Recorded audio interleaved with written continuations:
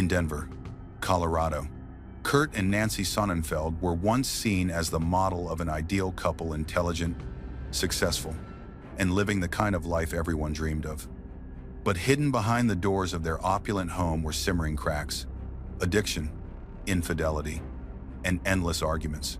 In the early hours of New Year's Day, 2002, Kurt frantically called 911, claiming his wife had shot herself in the head.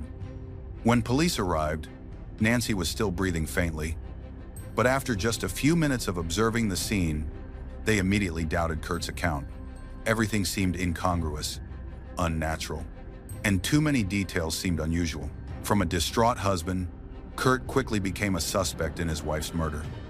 From there, the case spiraled into an unbelievable labyrinth: contradictory testimony, unusual evidence, accusations of foul play, an escape to Argentina, and international media attention. Nancy Sonnenfeld is dead, but what really happened in that house? Was it self-harm, murder, or a larger conspiracy? Has remained shrouded in darkness for over 2 decades.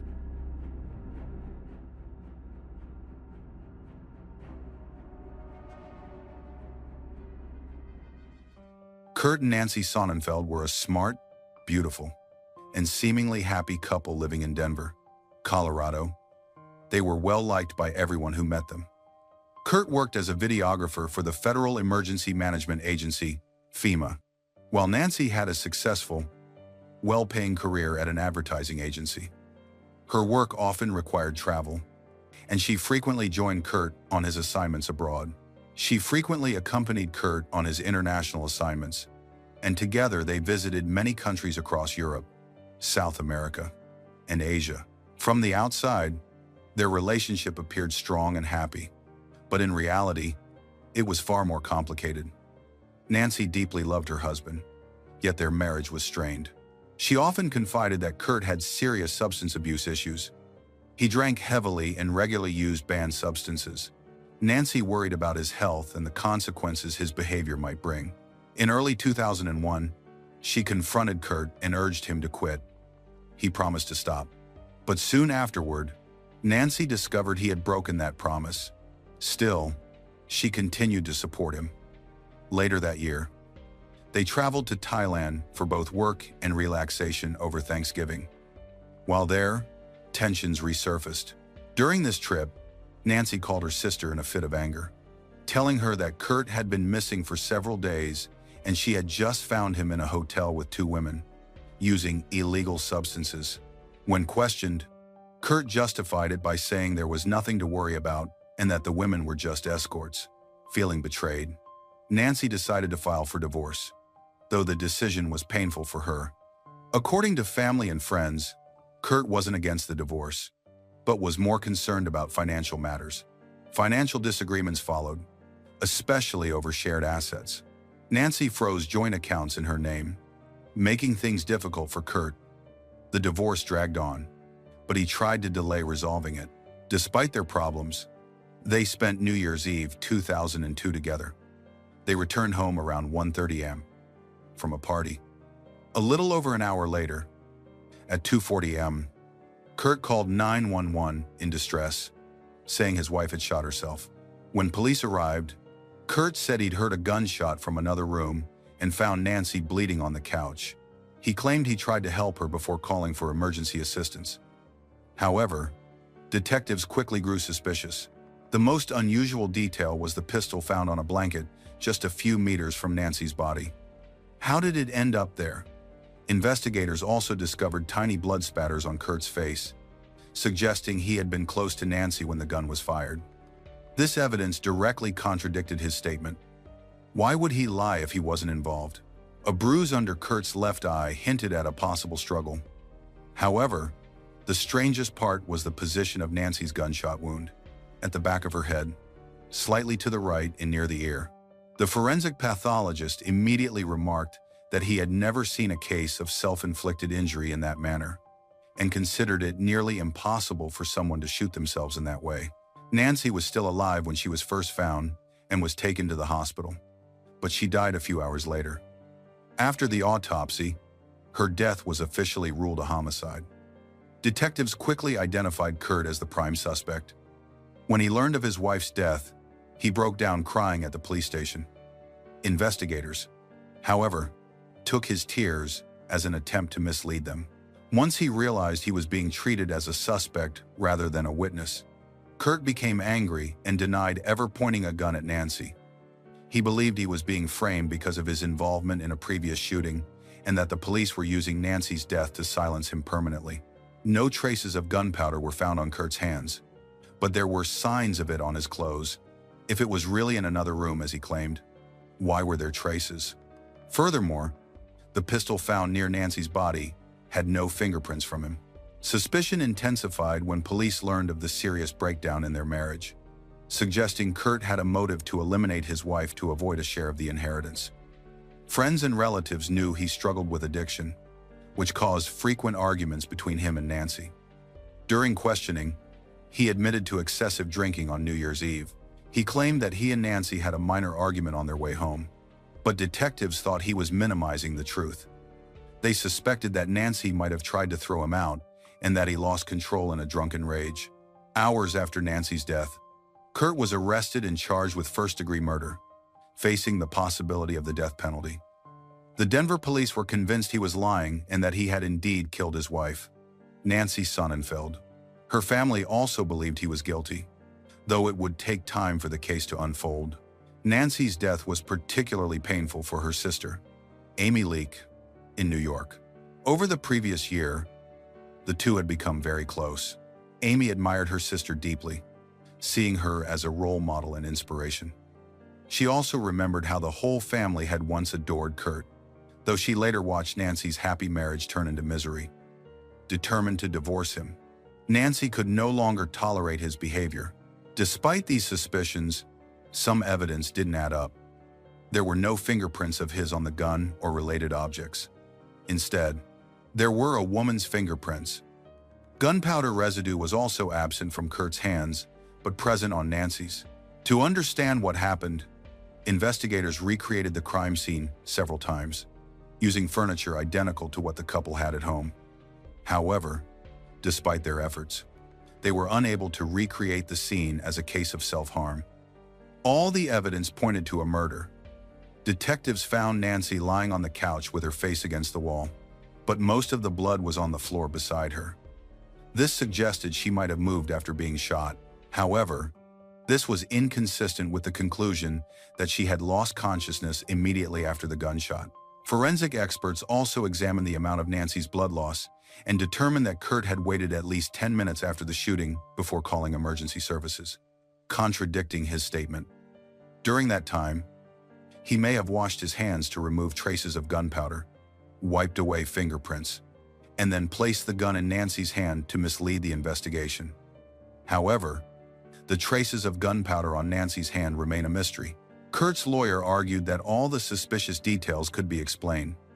Kurt claimed that when he found his wife wounded, he instinctively lifted her and sat her on the couch. According to an independent expert, that was when a mist of blood might have landed on his face as Nancy exhaled her last breath. Nancy's family rejected Kurt's version completely. They described Nancy as a confident, ambitious woman with no history of depression or self-destructive behavior, and without addictions or serious personal problems. Kurt, however, maintained that Nancy's family hadn't been in close contact with her recently.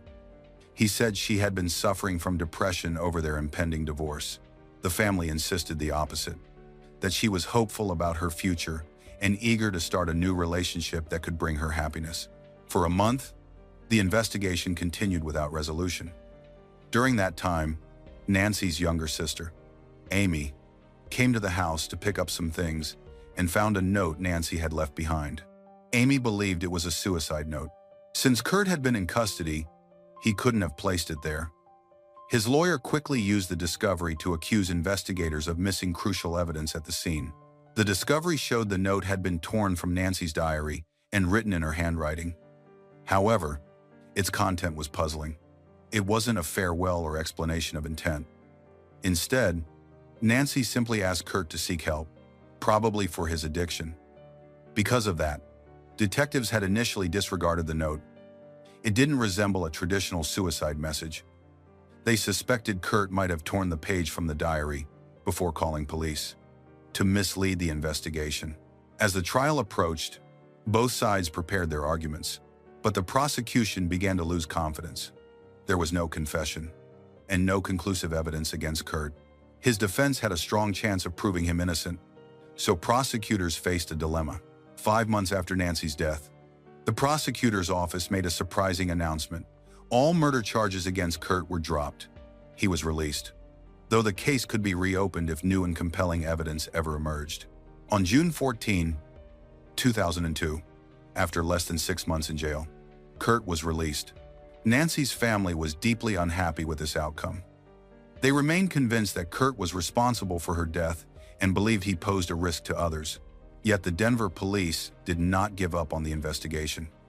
They continued gathering evidence over the next few months, scrutinizing new clues, including data from Kurt's computer. Kurt claimed that he was working at his computer when he heard the gunshot.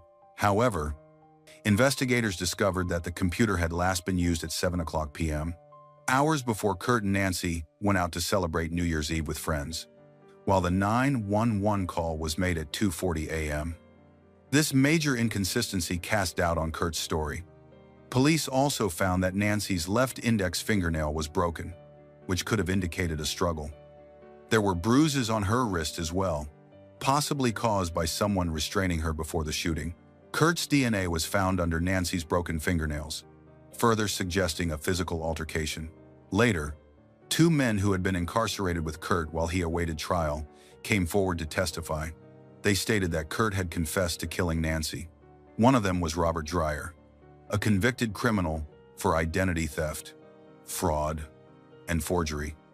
He shared a cell with Kurt for 4 days, but described their relationship as distant, calling Kurt arrogant and self-centered. On his last day in prison, before his release, Robert recounted that Kurt had talked about Nancy's death and what had happened at the party. Kurt admitted to using illegal substances, and Nancy caught him cheating. Nancy told him she was leaving permanently, and when Kurt followed her home, she allegedly took a gun and self-harmed. However, Robert didn't believe this version of events. Robert claimed he tried to expose Kurt's lies, and eventually Kurt admitted to shooting Nancy and staging the scene to make it look like she had self-harmed. Although Robert had a criminal record, police said he received no special privilege or reward for providing this information, and he was expected to testify against Kurt. After gathering enough evidence, investigators decided to arrest Kurt again. In December 2003, 2 years after Nancy's death, the Denver prosecutor's office issued new charges of first-degree murder. But when the detectives arrived at his house, he had disappeared. It turned out he had left the country and was living in Buenos Aires, Argentina, about 10,000 kilometers away.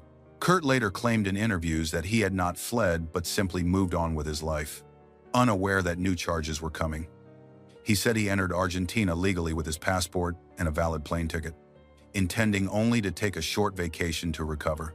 While in Buenos Aires in 2003, Kurt's plans changed unexpectedly. He met a woman named Paula at a restaurant. They quickly fell in love, and within a month, they were married. Paula became a great source of emotional support for Kurt, especially in the events surrounding Nancy's death.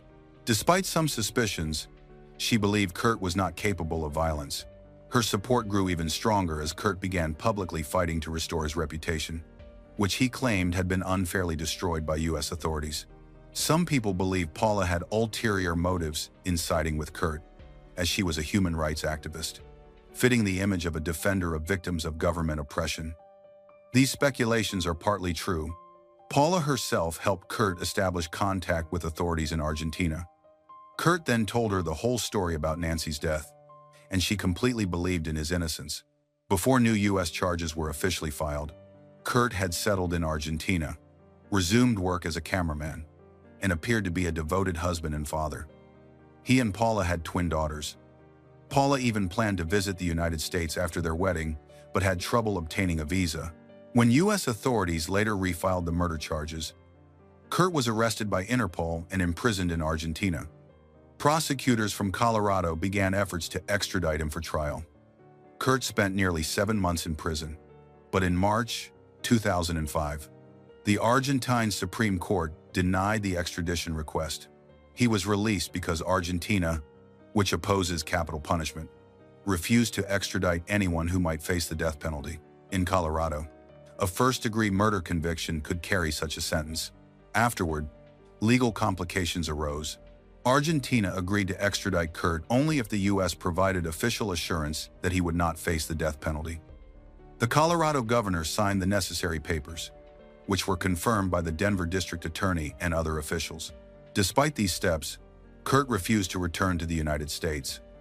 With Paula's help and through public statements, he claimed he was a victim of political persecution. The dispute grew more intense. While extradition appeals were underway, Kurt faced danger but remained resolute.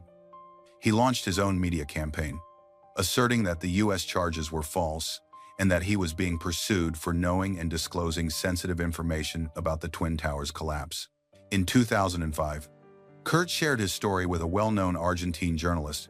On television, he said he was one of 2 cameramen who filmed the scene at Ground Zero immediately after the first plane struck, and that he continued recording events over the following days. Kurt maintains that Nancy inflicted the injuries upon herself. According to him, they were planning to divorce, and she had been struggling with depression. He presented her diary and said that she had left a note. He insisted he had no role in her death. Kurt also pointed out that the original charges against him had been dropped, claiming this proved his innocence and that the evidence was too weak. He said he had been assaulted and tortured by Denver police officers who forced him to confess to his wife's murder. He described being choked by one officer while another kicked him in the groin and stomach. It's noteworthy that his lawyer had never heard of these actions, but he said he remained silent for fear of retaliation. Paula later joined his campaign, often appearing publicly with their twin daughters. At one rally, the girls held signs pleading for their father's life, highlighting Argentina's opposition to the death penalty. Fear that he could be executed if sent to the U.S. earned him widespread sympathy. Activists across the country rallied for his release, and over time, he became something of a celebrity. More than 10 years after Nancy's death, her family continued to hope for justice. Kurt's supporters saw him as a hero, while his critics dismissed him as a manipulative fugitive. As his case moved through the Argentine courts, it eventually reached President Cristina Kirchner in 2014. Her administration, known for its strong stance against the United States, was seen as sympathetic to Kurt. Paula believed that their government would protect her husband, and she was right. In the final week of Kirchner's presidency in 2015, her administration ruled against extraditing Kurt Sonnenfeld to the United States, citing potential human rights violations. The decision outraged Nancy's family, who regarded her as a victim of Kurt's violence. They accused him of exploiting one of America's darkest moments to craft a false image of martyrdom. They argued that Kurt had used the situation to remain free despite being responsible for his wife's murder. U.S. authorities continue to seek his extradition, convinced of his guilt and determined to bring him to trial. When Stacy, 32, collapsed suddenly in her home, her friends and family were stunned. Doctors quickly attributed the cause to a history of heart disease. Her death was ruled a tragic medical complication. But behind that seemingly plausible explanation were a host of unanswered questions. Why had her symptoms come on so suddenly? For years, the truth was shrouded in a veil of natural causes. But then quiet suspicions grew, forcing investigators to dig deeper. And what they found was not only shocking, but also revealed a macabre plot, a murder weapon disguised in the most innocuous of ways.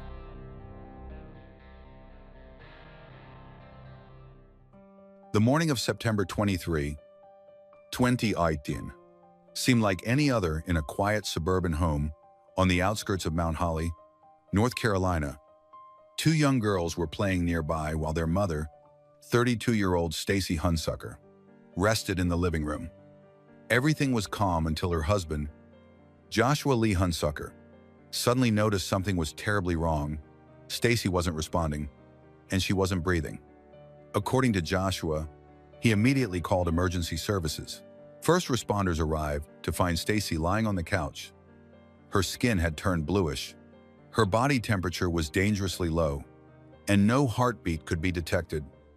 Despite urgent life-saving efforts, she had already passed away. Stacy was pronounced dead at the scene. At first, her sudden death didn't immediately raise suspicion. Medical professionals knew Stacy had a history of heart problems. She had a pacemaker and had experienced troubling symptoms in the past. On the surface, it seemed like a tragic but not unusual case for someone with a serious cardiac condition. But something felt off. It wasn't just the suddenness of her death, it was Joshua's reaction. He firmly refused an autopsy, claiming Stacy would never have wanted any invasive procedures. He delivered his stance without hesitation. With no obvious signs of foul play and no legal grounds to override him, investigators and medical staff accepted his decision. No autopsy was performed. By the next day, Joshua had already arranged for cremation. Stacy's family, especially her mother, Susie Robinson, was stunned by how quickly everything was moving. Official paperwork hadn't even been finalized, yet the body was already at a funeral home. The cause of death was listed as heart failure. Joshua kept his involvement minimal and did not help with funeral arrangements. Susie couldn't shake the feeling that something was terribly wrong. Despite Stacy's medical history, she had seemed vibrant and energetic just the day before. The speed and secrecy surrounding his final arrangements only fueled Susie's unease. She didn't yet know where to begin, but deep down, she felt something wasn't right. Joshua Lee Hunsucker grew up in Stanley, North Carolina. He came from what appeared to be a stable family and led an unremarkable early life. He attended East Gaston High School in Mount Holly, where he met Stacy Robinson. Their relationship began in their teenage years and continued steadily into adulthood. Stacy was born on May 7, 1986, in Mecklenburg County. From a young age, she was deeply involved in her local Methodist church in Mount Holly, where she took part in community programs and volunteered at the Young Men's Christian Association, leading youth activities and supporting summer programs. On May 1, 2010, Joshua and Stacy were married. In February 2013, they welcomed their first daughter, Piper Elizabeth. That same year, Stacy's health issues became more serious. She was diagnosed with a cardiac condition that required a pacemaker. Despite this, the Hunsucker family carried on with life as normally as possible. In the fall of 2014, Stacy gave birth to their second daughter, Willow Darlene. Soon after, her health worsened. That November, she was rushed to the hospital with an alarmingly low heart rate and blood pressure. She was placed in intensive care. 2 months later, she suffered another medical crisis, a cardiac arrest that required mechanical ventilation. Doctors were never able to determine the exact cause of her decline. Around this time, Joshua began working for Atrium Health as a paramedic on a medical helicopter team, providing the family with steady income. They bought a spacious 3-bedroom home in the Catawba Heights neighborhood of Mount Holly, perfect for their growing family. Stacy devoted herself to raising her daughters, crafting handmade items, and capturing every precious moment in photographs. Despite her fragile health, she remained active and deeply committed to her family. In 2015, a family friend launched a GoFundMe campaign to help cover Stacy's mounting medical expenses. The page described in detail the complications she had endured after her first pregnancy. From the outside, everything appeared stable. 2 daughters, a steady job for Joshua, a new home, and strong community ties.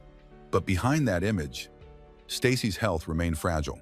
She relied on her pacemaker and continued treatment, though those around her often remarked on how normal she seemed. Stacy never appeared anxious or defeated by her condition. Instead, she poured her energy into caring for her family and managing everyday life. After Stacy's death, her mother, Susie, discovered something deeply troubling. Stacy had been a registered organ donor, yet the donation process was never carried out. No one could explain why the medical organization responsible for donor coordination failed to follow through. Joshua insisted he was honoring Stacy's wishes, but he never provided any documentation to support his claim. The entire burden of arranging the funeral fell on the Robinson family. Susie and her husband, John, managed every detail, From selecting the urn to publishing the obituary, without Joshua's help, during this time, Joshua showed little sign of profound grief. What shocked the family even more was what happened just weeks later. Another woman moved into the house. Joshua was suddenly living openly with someone new, who quickly became a visible presence in the same home where Stacy had lived. The speed of it all was staggering. There were no conversations, no explanations offered to Robinson family, and no thought given to how Piper and Willow might process such an abrupt change. The Robinsons couldn't ignore how quickly Joshua seemed to move on. He never sought counseling, nor did he ask for guidance on how to help his daughters cope with the loss of their mother. Every decision was made unilaterally, without involving Robinson family or considering their perspective. To Susie, Joshua's behavior felt disturbingly out of place. She knew that grief manifests differently for everyone, but what she witnessed didn't resemble grief at all. She wasn't the only one who felt uneasy. Friends of the family, aware of growing tension between Stacy and Joshua in the weeks before her death, also began to question his actions. Neighbors recalled hearing arguments, the sudden shift in his life, from widower to moving in a new partner, seemed impossible to reconcile with genuine mourning. As unease grew, difficult questions began to surface. Was Stacy's death really natural, or was something being overlooked? Eventually, Susie took her concerns to local authorities. She shared everything she had observed and formally requested an investigation. She wasn't trying to assign blame. She simply needed clarity. That request would become the turning point in the case. Investigators immediately faced a major obstacle. Stacy had already been cremated.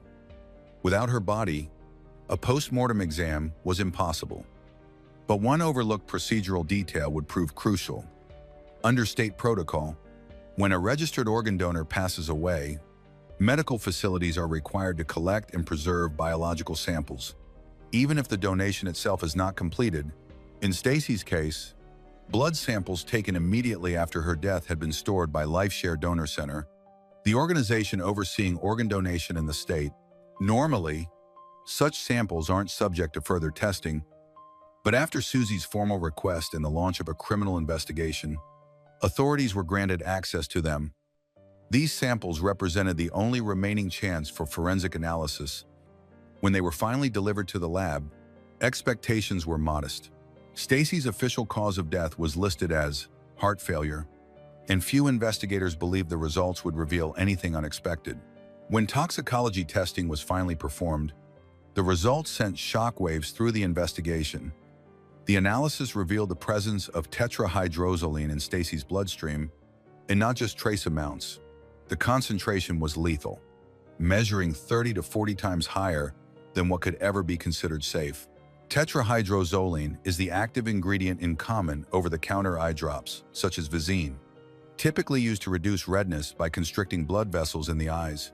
Under normal use, it barely enters the bloodstream. Even if accidentally swallowed, the effects in adults are usually mild. But in Stacy's case, the staggering level in her system ruled out any possibility of accidental ingestion. This was not a few drops. This was a deliberate, massive. At such concentrations, tetrahydrozoline doesn't just soothe irritated eyes, it acts as a deadly poison. It slows the heart to a crawl, drops blood pressure to fatal lows, suppresses breathing, and induces unconsciousness. It is a silent killer, leaving few external signs, and that is exactly what happened to Stacy. This discovery shifted the case from a presumed medical tragedy to a calculated act of poisoning. What made it even more chilling was the nature of the substance itself. Tetrahydrozoline is not a common poison. It is virtually tasteless, and when diluted, can be passed into food or drink undetected. Investigators concluded that whoever administered it chose it precisely because it was obscure, accessible, and difficult to detect. Attention quickly turned to Joshua Hunsucker. As a trained paramedic, he possessed the medical knowledge to understand exactly how such a compound worked and how to exploit it. Motive soon came into focus: financial gain. Records revealed that Joshua was the sole beneficiary of 2 life insurance policies in Stacy's name, one worth $80,000 and another worth $150,000. Just days after her death, before the grief had even settled, Joshua filed his claims and collected $250,000 in payouts. Investigators uncovered that prior to Stacy's death, Joshua's finances were strained. His paramedic salary barely covered household expenses, and medical bills had left him in debt. But within weeks of receiving the insurance money, he paid off debts, purchased new appliances, began home renovations, and indulged in luxuries completely out of step with his former lifestyle. Joshua's behavior the day Stacy died also raised serious doubts. His accounts of what happened shifted depending on the audience. To emergency responders, he said he found her unresponsive on the couch. Later, he claimed he had attempted CPR but failed. To Stacy's family, he told a different story, that she had simply drifted off to sleep and never woke up. To friends, yet another version, that she had been dizzy and weak earlier in the day. The contradictions were glaring. His phone was off. There were no surveillance cameras, and the timeline of Stacy's final hours remained deliberately murky. The most chilling revelation came from Joshua's own colleagues. Several paramedics recalled disturbing remarks he had made in the months before Stacy's death. In casual conversation about unusual poisoning cases, Joshua allegedly joked that someone could kill a person by slipping eye drops into their drink. At the time, it seemed like a tasteless attempt at humor. But after Stacy's death, those comments resurfaced with horrifying clarity. Co-workers came forward to confirm his fascination with pharmacology and his detailed knowledge of how chemicals like tetrahydrozoline affected the body. Investigators cross-referenced those comments with evidence found at the home, specifically, a bottle of eye drops discovered in a kitchen drawer, far from any medicine cabinet. The placement alone raised suspicions. Stacy had no history of eye problems, and neither of the girls used the product. To detectives, the half-empty bottle wasn't just an oversight. It looked like a smoking gun, its missing contents aligning almost exactly with the toxic levels later discovered in Stacy's bloodstream. By December 2019, 15 months after Stacy's sudden death, the case had gathered enough momentum for authorities to act. Joshua Lee Hansuker was arrested in Gaston County on a charge of first-degree murder. The news tore through Mount Holly, leaving neighbors in disbelief. The man once seen as a life-saving paramedic, a familiar face at emergencies, was now accused of weaponizing his medical knowledge against his own wife. Joshua spent only days in detention before securing release on a $1.5 million bond, reportedly with help from outside financial backers. The courts quickly froze his access to the $230,000 life insurance payout, preserving the Robinson family's right to pursue civil recovery. Prosecutors also filed insurance fraud charges, noting that Joshua had signed sworn declarations stating no suspicious circumstances surrounded Stacy's death, a statement investigators now believe was intentionally false. Meanwhile, Stacy's parent, Susie and John Robinson, turned to the courts themselves. They sought custody of their granddaughters, arguing that Joshua, now charged with their mother's murder, could no longer provide a safe home. The request set the stage for a bitter custody fight, with the children's future hanging in limbo. While the criminal case played out, Joshua, under increasing pressure, assembled a legal defense. His attorneys dismissed the state's case as circumstantial, arguing that the toxicology report alone could not prove intent. They painted the prosecution's narrative as speculative, built on coincidence and gossip. But as proceedings continued, more voices came forward. Joshua's colleagues, acquaintances, and even neighbors. Some recalled his grim jokes about poisoning with eye drops. Others described a marriage marked by tension, financial stress, and Joshua's growing dissatisfaction. The once pristine image of a dedicated family man began to fracture. Then, as investigators dug deeper, they uncovered a disturbing new incident, an episode that seemed to show Joshua's recklessness extended well beyond his own household. In early November 2019, while still under investigation for Stacy's death, Joshua was on duty as a flight paramedic aboard an Atrium Health medevac helicopter. During a mission, a fire erupted in the tail section, forcing the pilot into an emergency landing. Miraculously, no lives were lost, but the helicopter suffered serious damage. When investigators examined the wreckage, they found traces of flammable liquid in places it did not belong. Alongside clear signs of tampering, security cameras provided a chilling piece of evidence. Joshua had been seen near the aircraft just before takeoff off shift. And alone. For investigators, the incident painted a picture of a man spiraling out of control, willing to gamble with innocent lives, even as the noose of suspicion tightened around him. Law enforcement and the Federal Aviation Administration officials pressed Joshua about the helicopter fire. He insisted he had simply been checking equipment, but Atrium Health's internal logs proved otherwise. The inspection that morning was assigned to another staff member. Joshua had no clearance, no official reason, and no explanation for being near the aircraft. His presence became more damning when investigators unearthed a new lead, a receipt from a local gas station. Using his own debit card, Joshua had purchased an aerosol can containing highly flammable chemicals just days before the incident. Laboratory testing confirmed that the same chemical signature was embedded in the scorched panels of the helicopter. For investigators, this wasn't negligence. It was sabotage. Theories of motive ranged from calculated distraction to psychological breakdown. Mental health experts speculated he might have been unraveling under the weight of looming murder charges, lashing out in reckless, self-destructive ways, but prosecutors saw it differently. This was not a cry for help. It was deliberate endangerment. The official charge reflected the gravity, intentional damage to an aircraft, with potential risk to human life. The case already painted Joshua as manipulative, but the helicopter fire introduced something darker: volatility.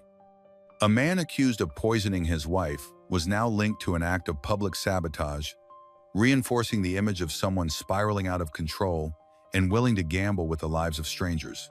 Then came February 2023, and Joshua's most audacious lie yet. On the night of the 21st of February, he phoned police with a frantic story. He had been kidnapped.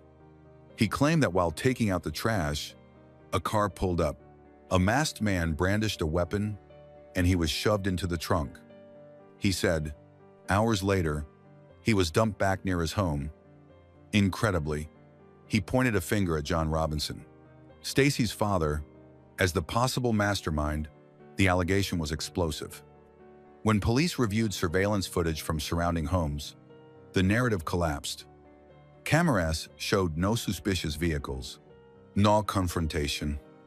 In reality, Joshua was seen stepping outside alone, circling the block briefly, and then re-entering his home through the back door only 30 minutes later. GPS data from his phone confirmed he had never left the area. The kidnapping was a fabrication, another manipulation designed to smear the Robinson family and sway the custody dispute over his daughters. This time, however, his scheme backfired immediately. Police charged him with filing a false report and attempting to obstruct justice. For John Robinson, the ordeal was devastating. Even though his name was formally cleared, being listed, however briefly, in an official police report as a suspect in a crime, he never committed reopened wounds of grief and humiliation. The authorities issued a written apology and struck his name from the record, yet the damage lingered.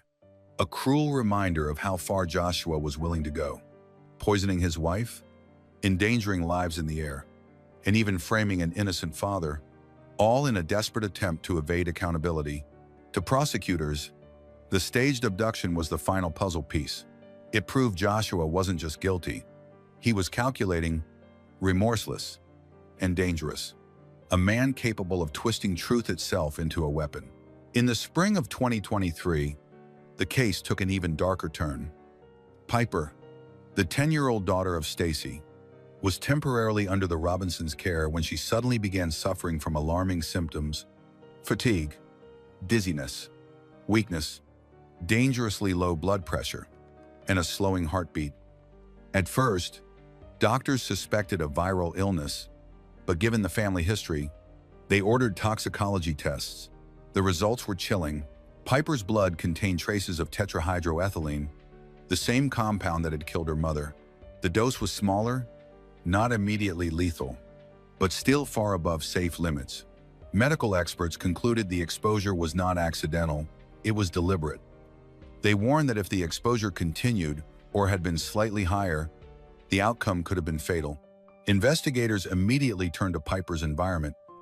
The Robinsons swore there were no such eye drops in their home, and doctors confirmed Piper had never needed or been prescribed them.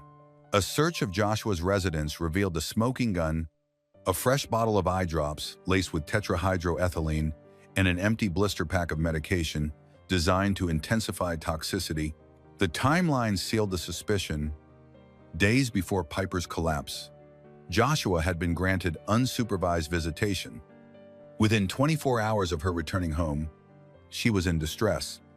Prosecutors theorized Joshua had poisoned his daughter not to kill her, but to frame the Robinsons, knowing that if Piper's health failed under their care, it could cast doubt on their fitness as guardians and potentially restore his access. The dosage was calculated, just enough to sicken her. This revelation was viewed as a turning point. Prosecutors amended the charges to include attempted harm to a minor with intent. In an emergency ruling, the court stripped Joshua of all visitation and contact rights, placing full custody of Piper and her sister permanently with the Robinsons. The family was also granted grounds for a civil lawsuit, accusing Joshua of endangering his own child as part of a manipulative scheme, but Joshua's malice did not end there. By mid-2024, his behavior spiraled into outright terror campaigns against Stacy's parents. Susie and John Robinson began noticing signs of surveillance. Unmarked envelopes containing family photographs, candid shots of their home, even a note that read chillingly, "I see everything. I'm close." The harassment escalated. Packages arrived with grotesque contents: children's toys, a small box of girls' clothes, and once, a container of food labeled, "For the memories." Postal investigators later traced the shipments to lockers rented under false identities. John installed cameras around their property. One night, footage captured a hooded figure, Joshua's build unmistakable, pausing outside the Robinson home, raising a phone as if recording. That evidence was enough. The Robinsons filed a formal complaint, citing stalking and threats. Prosecutors argued Joshua had flagrantly violated existing no-contact orders. The court agreed. A new arrest warrant was issued, painting a portrait of a man who had moved beyond poisoning and manipulation into obsessive, calculated psychological warfare against the very people trying to protect his children. In August 2024, Joshua Hunsucker was arrested once again. This time, investigators uncovered chilling evidence inside his home: packing supplies, empty envelopes, printed photographs, and a laptop filled with drafted messages aimed directly at the Robinson family. Even more disturbing was a detailed map, marked with addresses, routes, and surveillance points. It painted the picture of a man who wasn't just watching, but plotting. When confronted, Joshua tried to downplay the discovery. He insisted he was only gathering evidence and claimed he had every right to document events for his own protection. But the sheer scope of what investigators found told a different story, one of intimidation and manipulation. With that, his arrest was extended, and this time there would be no bail. This incident proved to be a turning point in the case. It showed prosecutors that Joshua wasn't simply trying to defend himself within the law. He was actively interfering with justice, targeting the very people who sought accountability for his wife's death. In court, the evidence was overwhelming. Toxicology and forensic reports, witness testimony, surveillance footage, hundreds of pages of documentation, and a carefully constructed timeline tracing back to 2018. Prosecutors presented the court with a clear, methodical narrative of the series of actions Joshua had taken. Susie and John never missed a single session. Their presence was a reminder that this case was never just about evidence on paper. It was about a life stolen and 2 children forever scarred. The prosecution hammered this point home, arguing that Joshua wasn't only guilty of a crime years ago, but had proven himself to be dangerous over and over again. He is a dangerous and calculating individual, incapable of remorse. However, to date, Joshua's case is still in the pretrial stage. With no final trial or verdict yet, A separate decision from family court permanently granted full custody of the daughters to the Robinson family. The girls received new documentation with their father's last name legally removed. They were provided with psychological support and approved to transfer to a different school and relocate. The story of Stacy is not only a tale of one family's unimaginable loss, but also a chilling reminder of how trust can be betrayed in the most intimate spaces. What began as a tragedy, explained away by fragile health, unraveled into a saga of deceit, sabotage, and cruelty. Though Joshua has yet to face a final verdict in criminal court, the evidence amassed against him paints the picture of a man who chose manipulation and destruction over love and responsibility. For Susie and John Robinson, the fight has never been about revenge. It has been about truth, justice, and protecting the two young girls left behind. Today, Piper and Willow are safe in the care of their grandparents, growing up in a home built on love rather than fear. The path ahead is long, but Stacy's legacy endures in them. On April 6, 2009, near Bridgend in South Wales, a lorry driver pulled over on the side of the M4. Just a few meters away, at the bottom of a small ravine, he spotted an old suitcase, half hidden among the tall grass. The odd placement and shape of the bag sparked his suspicion. When he unzipped it, he was horrified to see a human hand inside. Stunned, he immediately alerted the police. Within hours, police confirmed that the suitcase contained the body of Kirsty Grabham, 24, a young woman who had recently been reported missing. But how did she end up there? Kirsty was born in England on June 19, 1984. Her parents, David and Catherine, had 3 daughters, Kirsty, Sonia, and Haley. Kirsty was particularly close to her mother. At 14, Kirsty's family moved to Bridgend, South Wales.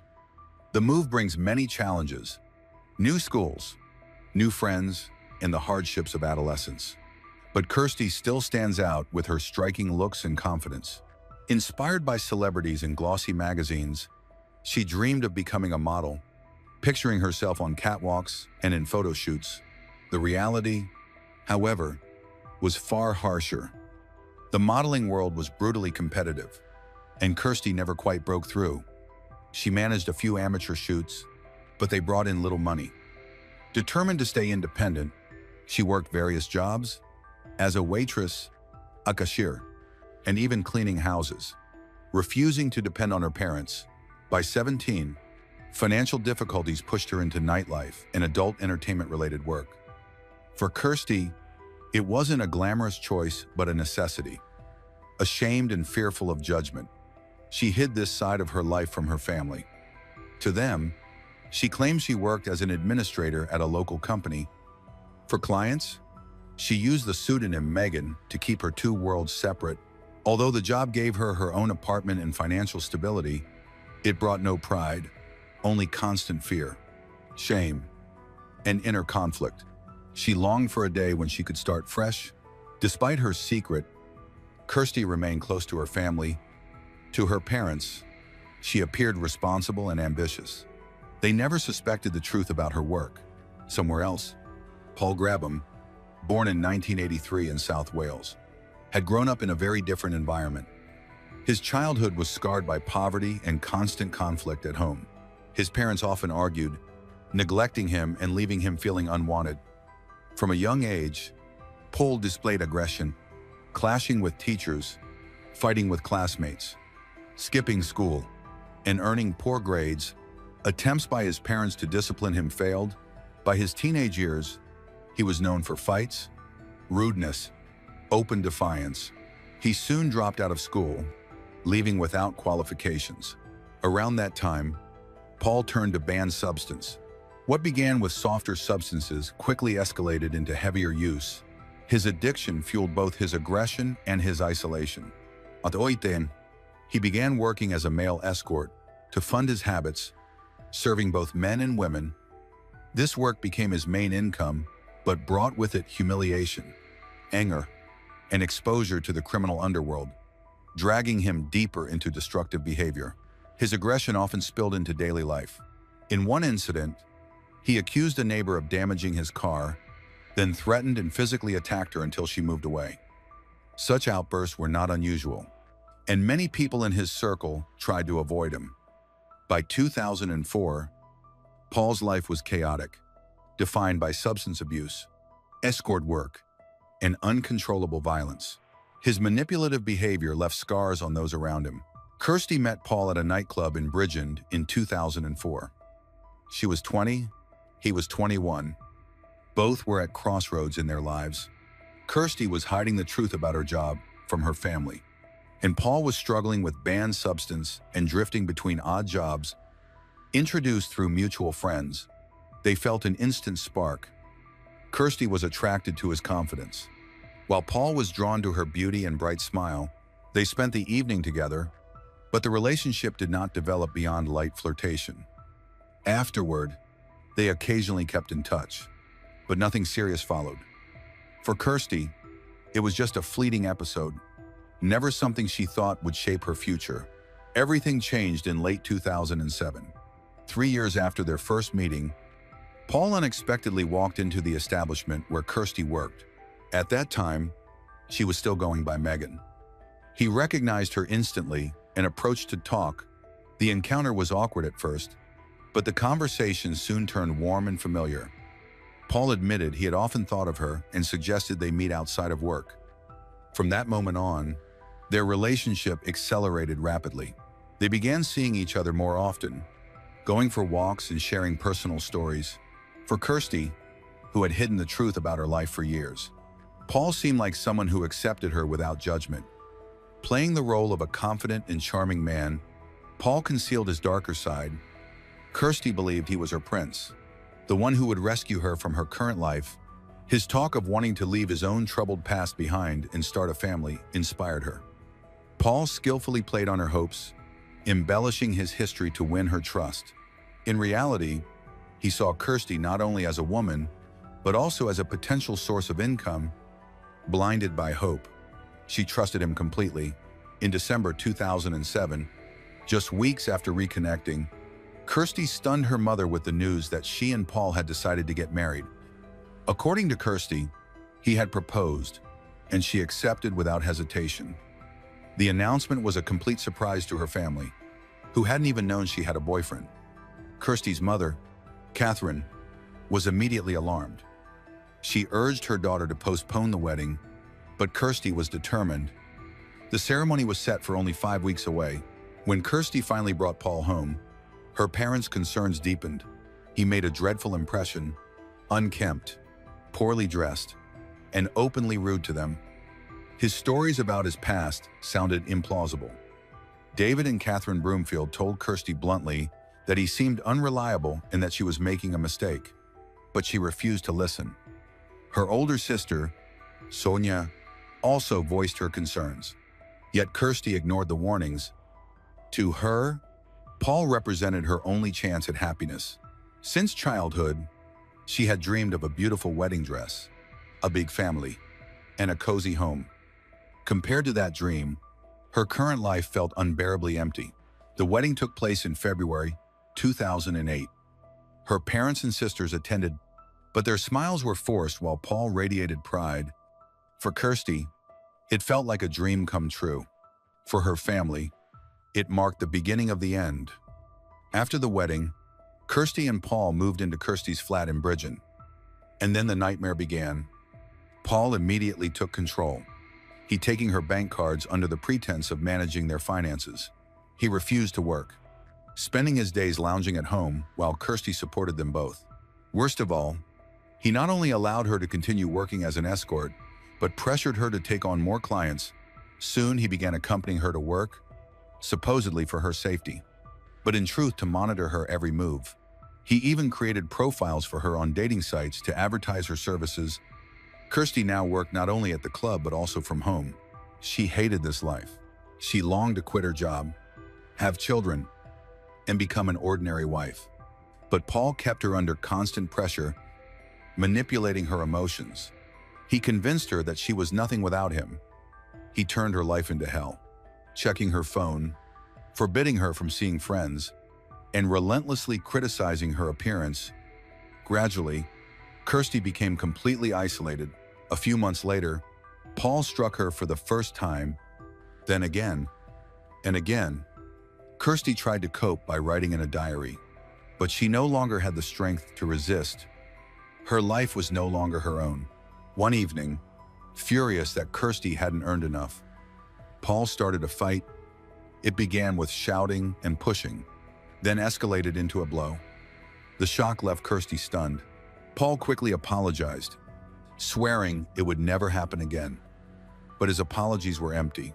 Soon, the violence became routine, each episode more forceful than the last.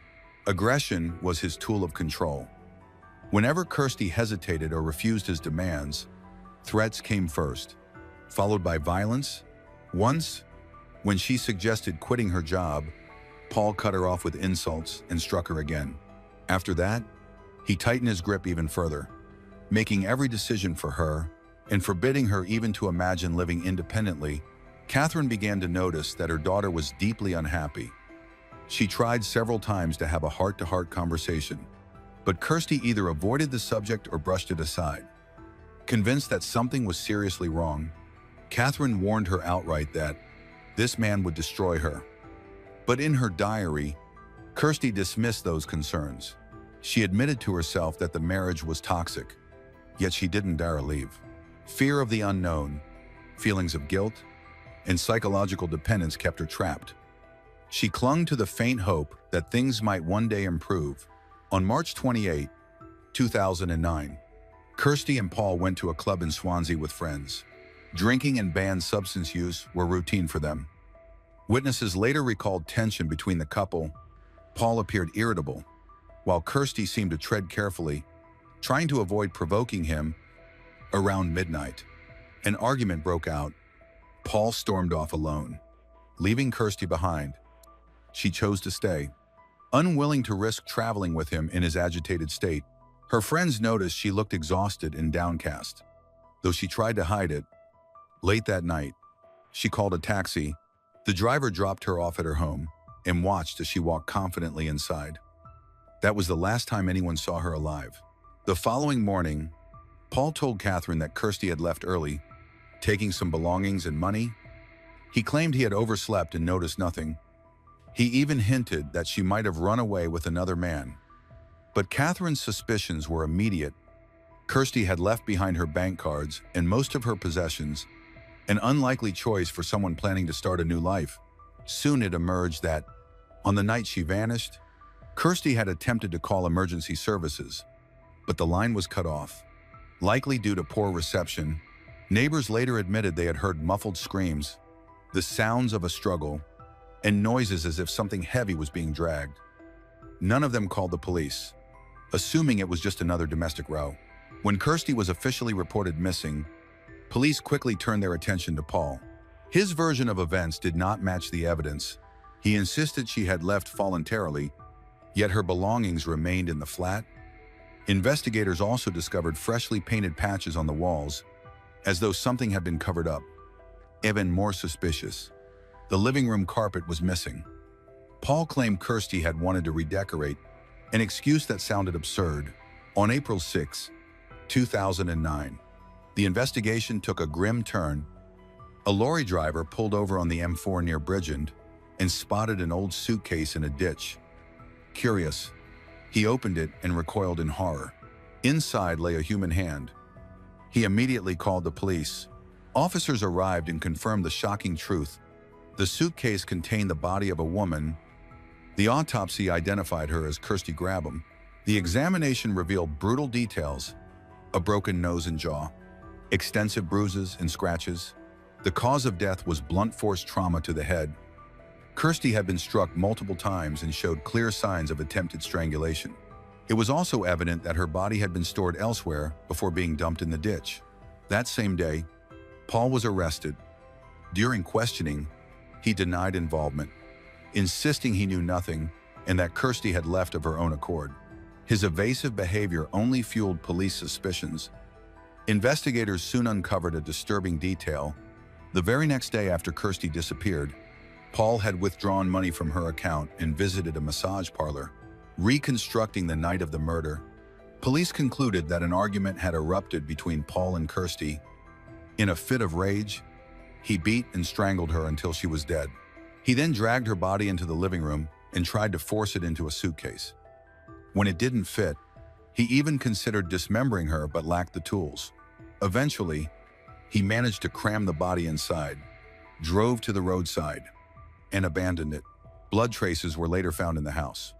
Despite his clumsy attempts to clean them, fresh paint on the ceiling was splattered with concealed blood, and the missing carpet had almost certainly been discarded because it was saturated beyond saving.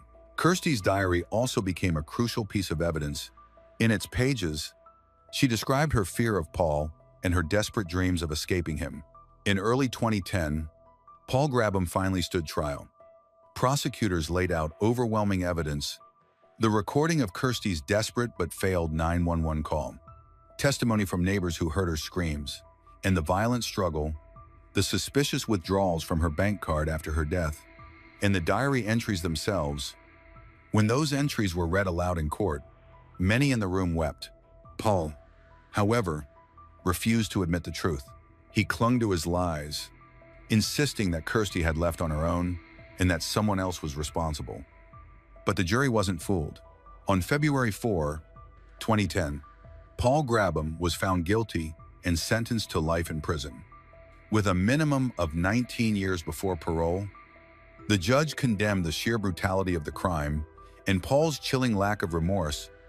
For Kirsty's family, the verdict brought a measure of justice, but no true relief from their grief. For them, this was more than just the conviction of a murderer. It was a cruel reminder of how a toxic relationship can destroy lives. Catherine, Kirsty's mother, never forgave herself for not being able to protect her daughter. Her instincts had warned her about the dangers of the relationship, but Kirsty hadn't listened. That thought haunted her endlessly, deepening her sorrow. Kirsty's father, David, withdrew into silence, unable to speak about the tragedy. Losing their youngest daughter fractured the once strong family they had been. Kirsty's older sister, Haley, was shattered. She and Kirsty had always been close, and the emptiness left behind was unbearable. Struggling with depression and hopelessness, Haley turned to alcohol in a desperate attempt to dull the pain. Just 5 years after Kirsty's murder, she died from alcohol poisoning at the age of 31. The family was forced to bury a second daughter. For Sonia, another sister, the realization came too late. How vital it is to fight for those you love while you still can. She tried to support her grieving parents, but she, too, carried the crushing weight of loss. The Kirsty's family was left scarred in ways no verdict could ever mend. 2 daughters gone, a family torn apart, and a pain that would never truly heal. It started like a fairy tale. Beauty, ambition, and a love that promised the world. But behind the smiles and glitter was a darkness no one saw coming. Lisa Buchanan believed she had found the man who would lift her higher, but instead, he pulled her into a spiral of control, addiction, and fear. One summer night, she was rushed to the hospital, her body broken, her pulse fading. Days later, she was gone. Officially, they called it an overdose. To her family, it was murder. So, what really happened to Lisa Buchanan? Was she a victim of her own choices, or of the man who claimed to love her? Stay with me until the end, because this story isn't just about a tragic death. It's about a toxic love so dangerous, it left everyone asking the same haunting question. Was it fate, or was it a crime?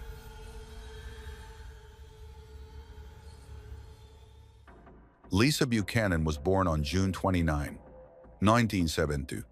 In a small town in Ohio, USA, she was creative, beautiful, and sociable. From an early age, she dreamed of a career in the arts. She drew well and loved the stage, imagining herself working in television or theater. Despite her attractive appearance, Lisa often feels self-conscious. Even so, she steadily affirmed herself in the beauty industry, modeling for many renowned cosmetics brands. Her family, however, was her main priority. She married while in college and soon became pregnant. giving birth to a daughter named Jessica. Those close to Lisa know she wants to achieve greatness. She continued modeling for a long time after Jessica's birth. Photographers described her as bright, cheerful, and energetic, with big plans for the future. Determined to pursue her ambitions, she divorced her husband, left Jessica in his care, and set off to conquer Hollywood. But Hollywood brought many disappointments. Lisa found a few odd jobs, but was mostly rejected. She then moved to Nashville, where she continued to work actively, this time in writing and film. She wrote a stage play and several books, including children's books. Her work led her to meet a man named Christ Koulis, who seemed just as ambitious.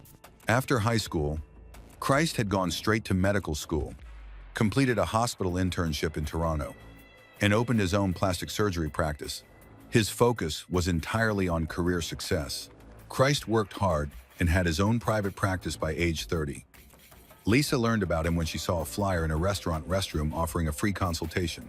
Interested in improving her appearance, she decided to visit him. At the appointment, Christ immediately noticed Lisa's beauty and was surprised when she wanted to have facial plastic surgery. After that first meeting in 2000, they began dating. Lisa's self-criticism makes her relationship with Christ, "Isa plastique surgeon," especially convenient. She can get his services for free. Christ performed multiple procedures on Lisa, including breast augmentation, eyelid, forehead, and lip surgeries, liposuction, Botox, collagen injections, and more. The list grew long. She couldn't stop. Her family believed the push for these procedures didn't come from her alone, that Christ encouraged and manipulated her, playing on her insecurities. At the time, Lisa's loved ones had mixed feelings about Christ. The relationship lasted several years, though they didn't live together. Christ left Ohio for a year for work. Lisa, living in Tennessee at the time, decided to correct past mistakes and embrace motherhood. She obtained full custody of her daughter and devoted her free time to making up for lost years. According to Jessica, when Christ entered their lives, things initially felt carefree. He had a big house, and Lisa and Jessica moved in. Jessica had a spacious room with full amenities, and she excitedly told her friends about it. But problems soon emerged between Lisa and Christ. They often argued over trivial things, repeatedly breaking up and reconciling. This started to seem strange to Jessica. One day, she found her mother in the bathroom after a fall. Her mother was unconscious. Christ was there too, holding a suspicious syringe. He ignored Jessica's questions, shut the door, and wouldn't let her in. Despite her cries and knocking, Jessica never learned exactly what happened that day, but later formed troubling suspicions. After that incident, she paid closer attention and noticed that almost every call from Christ left her mother visibly upset. During this time, Lisa often told friends that Christ was extremely controlling. He demanded to know her every move, called whenever he could, and constantly asked who she was with and what she was doing. At first, Lisa mistook this for care and concern, but over time it became clear he was acting like a manipulative, possessive partner, especially when he exploded if she didn't answer the phone, even for valid reasons. This led to frequent conflicts. Outwardly, Christ was attractive, wealthy, and used his status to draw women's attention. About a year into the relationship, Lisa started watching him more closely, and with good reason. She repeatedly found incriminating emails and even dating site ads. She knew he was cheating, yet for reasons even she couldn't explain, she kept going back to him. For a while, Christ managed to hide his affairs, but not forever. He also regularly accused Lisa of sleeping around with other men. By 2002, they moved to Kentucky, reportedly because Christ was opening a new office. However, those who knew him suspected there was more to it. In 2001, several patients accused him of harassment during medical examinations. The move likely had as much to do with escaping rumors and repairing his reputation as it did with career growth. Within a month of relocating, Lisa noticed a new problem. Christ started using a prescription painkiller that affected the central nervous system. and he began abusing it. He injected himself, hallucinated, then tried other substances and became a regular user. At some point, Lisa also tried the drug, though the details are unclear, and quickly became dependent. Before long, both she and Christ were spending much of their free time under the influence of stimulants. Christ's family noticed and persuaded him to enter a rehab clinic in a neighboring state. They ignored the fact that Lisa was also addicted, and that Christ had supplied her, leaving her alone in a large house. Not long after Christ left for rehab, Lisa stopped answering calls. Her family went to check on her and found a disturbing scene. The house was in disarray, and she lay unconscious on a mattress, dirty, unkempt, and covered in bruises and sores. She was taken to the hospital, where doctors confirmed an overdose. She survived. The police got involved. Lisa told them Christ had gotten her hooked on prescription drugs, convincing her she was ill and needed them, and that she hadn't wanted to use them. Still, it was clear she kept using after he left. Her arms and legs were covered with injection marks, many infected. She explained that Christ went to rehab at his family's urging, while she, also severely addicted, was left without help. Christ's family later claimed they invited Lisa to go to rehab with Christ, but she refused. After Lisa told police her story, her parents sued him, and he temporarily lost his medical license in another state. He faced about 20 charges, including selling prescription drugs. Lisa entered a rehab center and slowly began to recover. After she was discharged from the hospital, Christ wrote a letter of apology, admitting he was responsible for her starting to use illegal substances. When his case went to court, Christ pled guilty to only one charge. The rest were dismissed.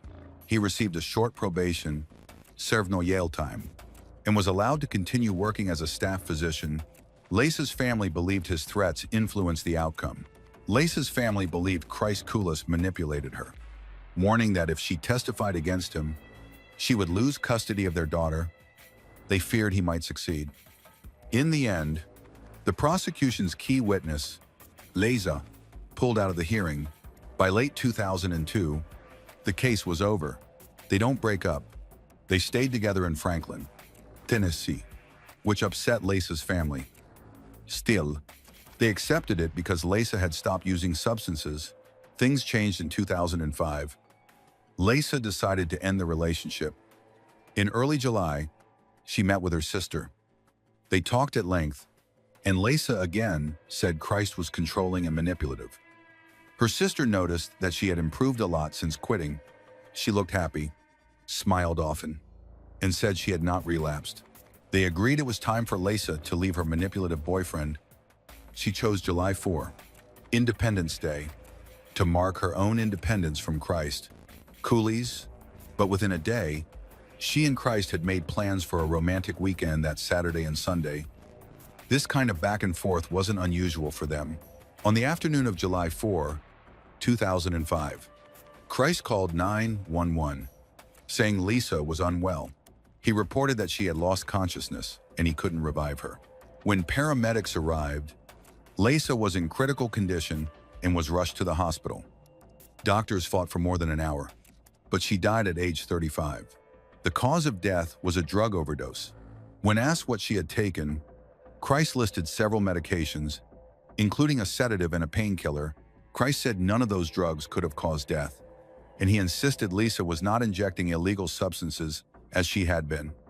But signs quickly contradicted his account. The detectives searched their weekend lodge and found numerous related items, including several adult toys. Christ said they often used them during romantic weekends, but claimed things went wrong this time. Detectives also found prescription pills and dozens of syringes, some used and others preloaded with a powerful painkiller, much stronger and more addictive than the one prescribed to Lisa. This anesthetic was tightly controlled and difficult to obtain. The medical examiner found extensive injection damage, including injuries consistent with injections of crushed tablets and even lung damage from chronic use. Christ maintained he had been sober since rehab for 3 years and was enrolled in a voluntary 5-year monitoring program requiring 3 to 4 random urine tests per month, all of which were clean. In the house, Investigators found only one painkiller pill, but numerous syringes, including ones prepared with crushed tablets mixed with water. Christ claimed Lisa hid her addiction by avoiding visible injection sites in her arms and legs. The autopsy confirmed she had been injecting in her groin, likely to conceal marks given her modeling career. Despite rehab, she had not stopped using. Still, the case wasn't straightforward. The drug at issue required a doctor's prescription and was extremely dangerous. Even a slight increase in dose could be fatal. Safe long-term use required close medical supervision, something Christ, as a physician, could provide. The autopsy indicated that Lisa received at least 3 injections of this drug during the weekend with Christ. Given these facts, Christ became the primary suspect. The question was, what exactly happened? 5 months into the investigation, he was arrested, posted bond, and was released pending trial. Prosecutors prepared for 2 years, but the evidence against him remains circumstantial. He faces up to 25 years in prison. The investigation determined that the weekend Lisa died was planned as a romantic getaway, which often included frequent intimacy. Authorities believe that Christ and Lisa had intimate relations multiple times while under the influence of an injected drug mixture. The alleged method was to crush painkiller tablets into a powder, dissolve them in water, and inject the solution for a stronger effect. However, no injection marks were found on Christ. During a search of the house, investigators found video recordings from the weekend. The videos showed Lisa holding a towel to her groin while Christ stood over her, saying the bleeding needed to be stopped. The defense argued that the video proved Lisa acted voluntarily. The prosecution saw it differently, asserting that Christ could have forced her to use the drug. Prosecutors claimed Christ administered the injections himself, making him culpable for murder under state law. They argued the video clearly showed Lisa was impaired and unable to resist. If Christ had wanted to kill her, they said, he could have done so easily. Christ maintained that Lisa had been addicted throughout their relationship and denied any wrongdoing. He claimed that Lisa had voluntarily used the banned substance and injected it into herself. He admitted that weekend, he prioritized his own pleasure over her well-being, but insisted he had not used the substance at that time and tried to stop her. According to him, Lisa continued regardless. He said he did not know where she had obtained the banned substance. The defense found this plausible, suggesting Lisa could have used her charm to acquire what she needed without Christ's help. They argued that finding a dealer of illegal substances would not be difficult. After 2002, although Christ was charged with the use of banned substances, he said he completed rehab and was clean. His family and friends supported this claim. He also said Lisa relapsed within weeks after her own rehabilitation. Afterward, she became discreet, carefully controlled her doses, and hid her use of banned substances from her relatives. She allegedly began injecting in less noticeable areas. The defense argued that the murder charge was unfounded and accused law enforcement of a mishandled investigation with multiple violations. Christ echoed this, saying detectives and forensic teams left the house in chaos. The defense also benefited from the fact that some syringes recovered from the home went missing. Prosecutors maintained the investigation followed protocol. The defense even challenged the cause of death. A prosecution witness, one of the attending physicians, testified that Lisa may have died not from overdose, but from the method of administration. Specifically, undissolved pill particles could have blocked her blood vessels, causing a fatal embolism, likely because the pill had not been finely crushed before injection. The prosecution argued this distinction did not matter because Christ supplied the pills, directly contributing to her death. Lisa's family insisted Christ was responsible and demanded justice. Her parents and sister describe how different she was before meeting him. Her sister insisted that she did not use illegal substances and that if she had, she would have confided in her. They had seen each other a few days before Lisa's death. She seemed well, looked healthy, and showed no signs of relapse. Lisa's family believes that Christ played a major role in her return to banned substances.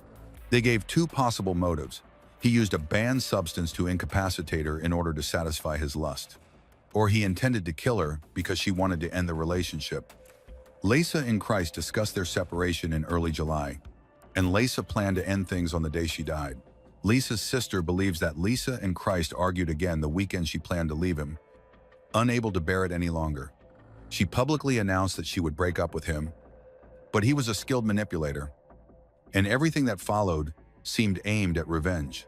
The provocative home videos recorded on Saturday and Sunday raised many questions. Both sides debated these clips at the hearing. The defense attorney correctly pointed out that there was no direct evidence that Lisa was involved in the use of controlled substances. Even the syringes found in her home did not have Christ's fingerprints, and the video shown to the jury did not depict a syringe in his hands. Christ claimed that before he lost consciousness, Lisa said she felt pain in her arm and chest, symptoms that could resemble a heart attack. Christ, a doctor, admitted he was focused on his own pleasure at the time. After closing arguments, the jury deliberated for a day and found him guilty of second-degree murder, unintentional killing, and criminal negligence. As a physician, he should have recognized that his partner was in distress and done everything possible to save her. There was also a real possibility Christ would avoid jail entirely. His family posted $500,000 bail, keeping him at home until trial, time that could count toward his sentence. His lawyers have sought legal loopholes, increasing the risk that he will only receive a suspended sentence. The jury ultimately concluded that Lisa injected herself. At sentencing, the judge stated that the evidence showed she intended to administer the deadly substance. Christ Koulis received a 2-year suspended sentence, leaving Lisa's family devastated. They believe Jesus intentionally killed Lisa, controlling and dominating her. Allegations, they argue, are supported by the videos, but there was no direct proof. Even the defense argued the videos did more harm than good. Lisa's sister and her daughter left the courtroom in tears. In interviews afterward, Lisa's daughter Jessica said she was in immense pain. She had lost her mother and felt justice had not been served. All Jessica could do was write a letter to the man she believed killed her mother. At 16, she wrote at length, accusing Christ of a crime he would not fully acknowledge or apologize for. Still, consequences followed. By 2010, 3 years after the trial, Christ Koulis had returned to practice. Then he was found dead. The autopsy concluded he had developed bronchial pneumonia due to opiate intoxication. In plain terms, he died from a drug overdose. Lisa's family later spoke to reporters. Jessica called his death a punishment from above, what he deserved, even if the 2007 court decision said otherwise. Still, the question remains, was he truly responsible for Lisa's death? On the Costa Brava, a seemingly carefree holiday for young Federica Squarese suddenly turns into a never-ending nightmare. Just a few days after arriving, Federica mysteriously disappears amid the crowds and bustling lights of the city. When she is found, her body is roughly buried in the bushes, crudely concealed. A horrifying end to a trip filled with promise. How could a dream holiday lead to such a cruel death? And why did the perpetrator escape punishment? This is the story of Federica Squarese, the victim of a trip, a predator, and a flawed legal system. That case not only took the life of a young girl full of dreams, but also left a painful question that has never been satisfactorily answered when justice becomes too lenient. Is it any different from a second sentence for the victim and her family?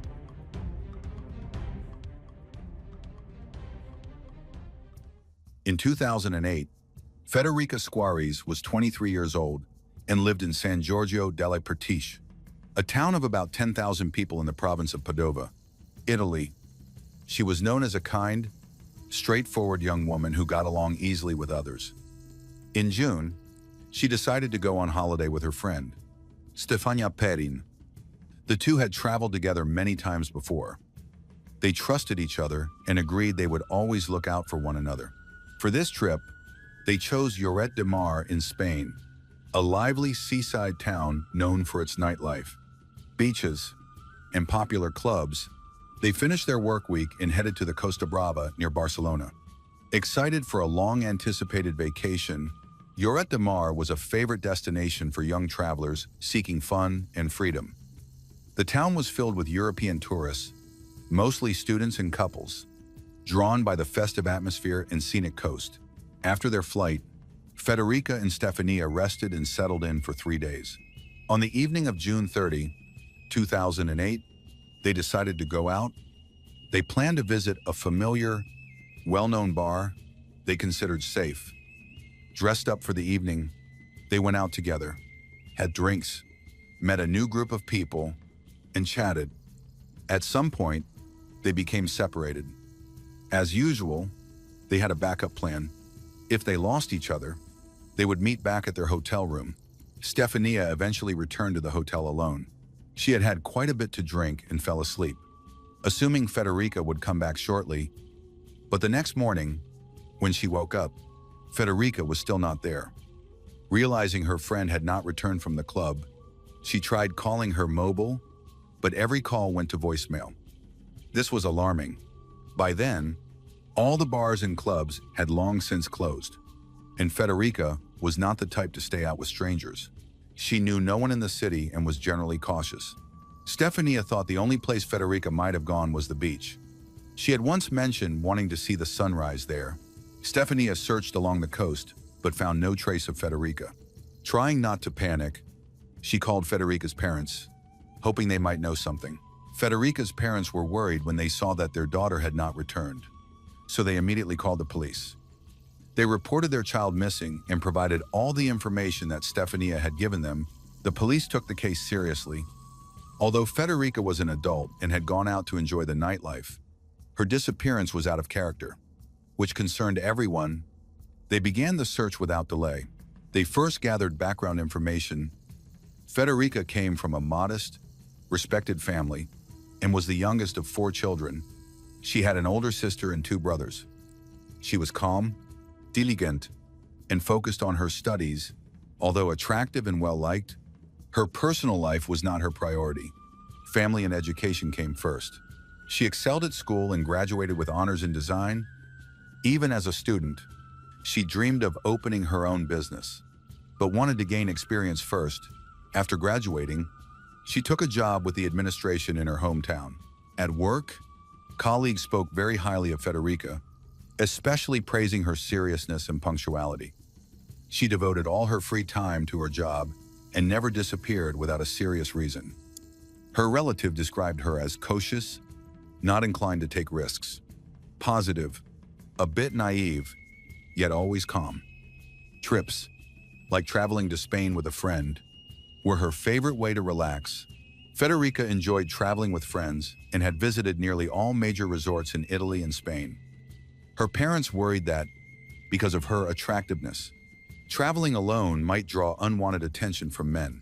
To the investigators, Federica was a cheerful, principled girl, not prone to reckless behavior and not addicted to banned substances or alcohol.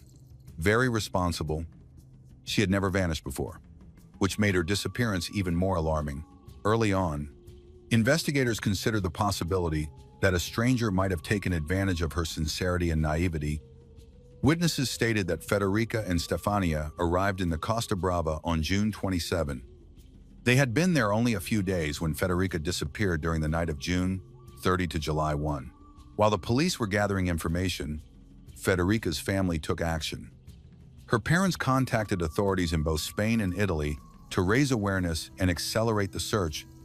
They provided detailed information and photographs to law enforcement in both countries and appealed to the public on television. While her parents shared the story of her disappearance, her brother and sister traveled to Spain to collaborate directly with the Catalan police. However, they soon returned because authorities resisted outside involvement. The police were already actively pursuing leads. Stefania, Federica's friend, provided the most useful information. She said they spent that evening at a bar near their hotel, about a 5 to 10 minute walk away. They had visited the place once before. Shortly after arriving, to have a drink and recover from the flight, even during their brief time there, they drew the attention of a group of Italian tourists. They also met 2 Argentine bartenders who worked at the bar. Police immediately visited the bar and spoke to the staff. The bartenders confirmed that Federica had been there on the night she disappeared. She and Stefania had a few drinks and chatted with the staff. Witnesses said Federica stayed for several hours. After midnight, a man, apparently Latino, joined her until about 2 a.m. She continued drinking with him, but showed no interest in him, while he remained fixated on her and kept bothering her. Around 3 a.m., she was preparing to leave. She and Stefania had already separated by then. The man suggested a nightclub across the street called Yates, a popular hangout in the area. CCTV footage corroborated the bartender's account.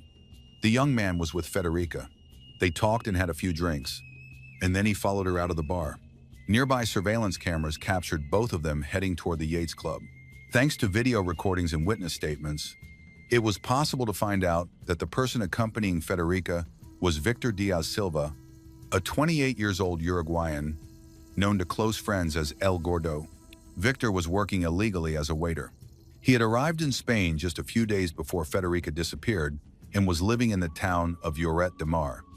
Security footage showed Federica entering a club with him, but they left shortly afterward and headed toward the coast. From that point, there were no more surveillance cameras, so the two of them disappeared from view. No one at the second venue knew Federica well, so nothing unusual was noted about their behavior. Witnesses provided no useful information, but Victor quickly became a person of interest. Federica disappeared right after meeting him. Officers returned to the bar to learn more from the staff. They reported that Victor had visited several times before Federica went missing, but after his last visit, when he spoke with her, he never returned. This suggested he might be hiding. Staff couldn't say exactly where he lived, but believed he resided in Spain. Detectives prioritized finding him and conducted extensive interviews. Eventually, they located Victor. He appeared to lead an ordinary life. He denied any involvement in Federica's disappearance, though his behavior raised concerns. One detective noticed suspicious scratches on his hands. He claimed a house cat had scratched him while playing. With no evidence to contradict him, police had to accept his explanation for the moment. He provided a DNA sample and was released. He also joined the search efforts, stating that after leaving the club, he walked Federica toward the beach, where she met a group of young people she seemed to know. He said he then went home and never saw her again.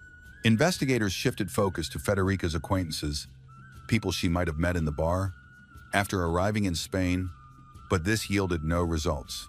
The search continued for about a week, until July 7, 2008, when a witness reported finding a body in a public park in Lloret de Mar. Emergency services arrived and discovered human remains in an advanced state of decomposition, located off the main paths in a secluded area. The body had been covered with branches and leaves, suggesting an attempt to conceal it.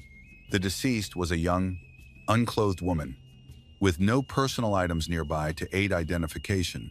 A local man walking his dogs found the body.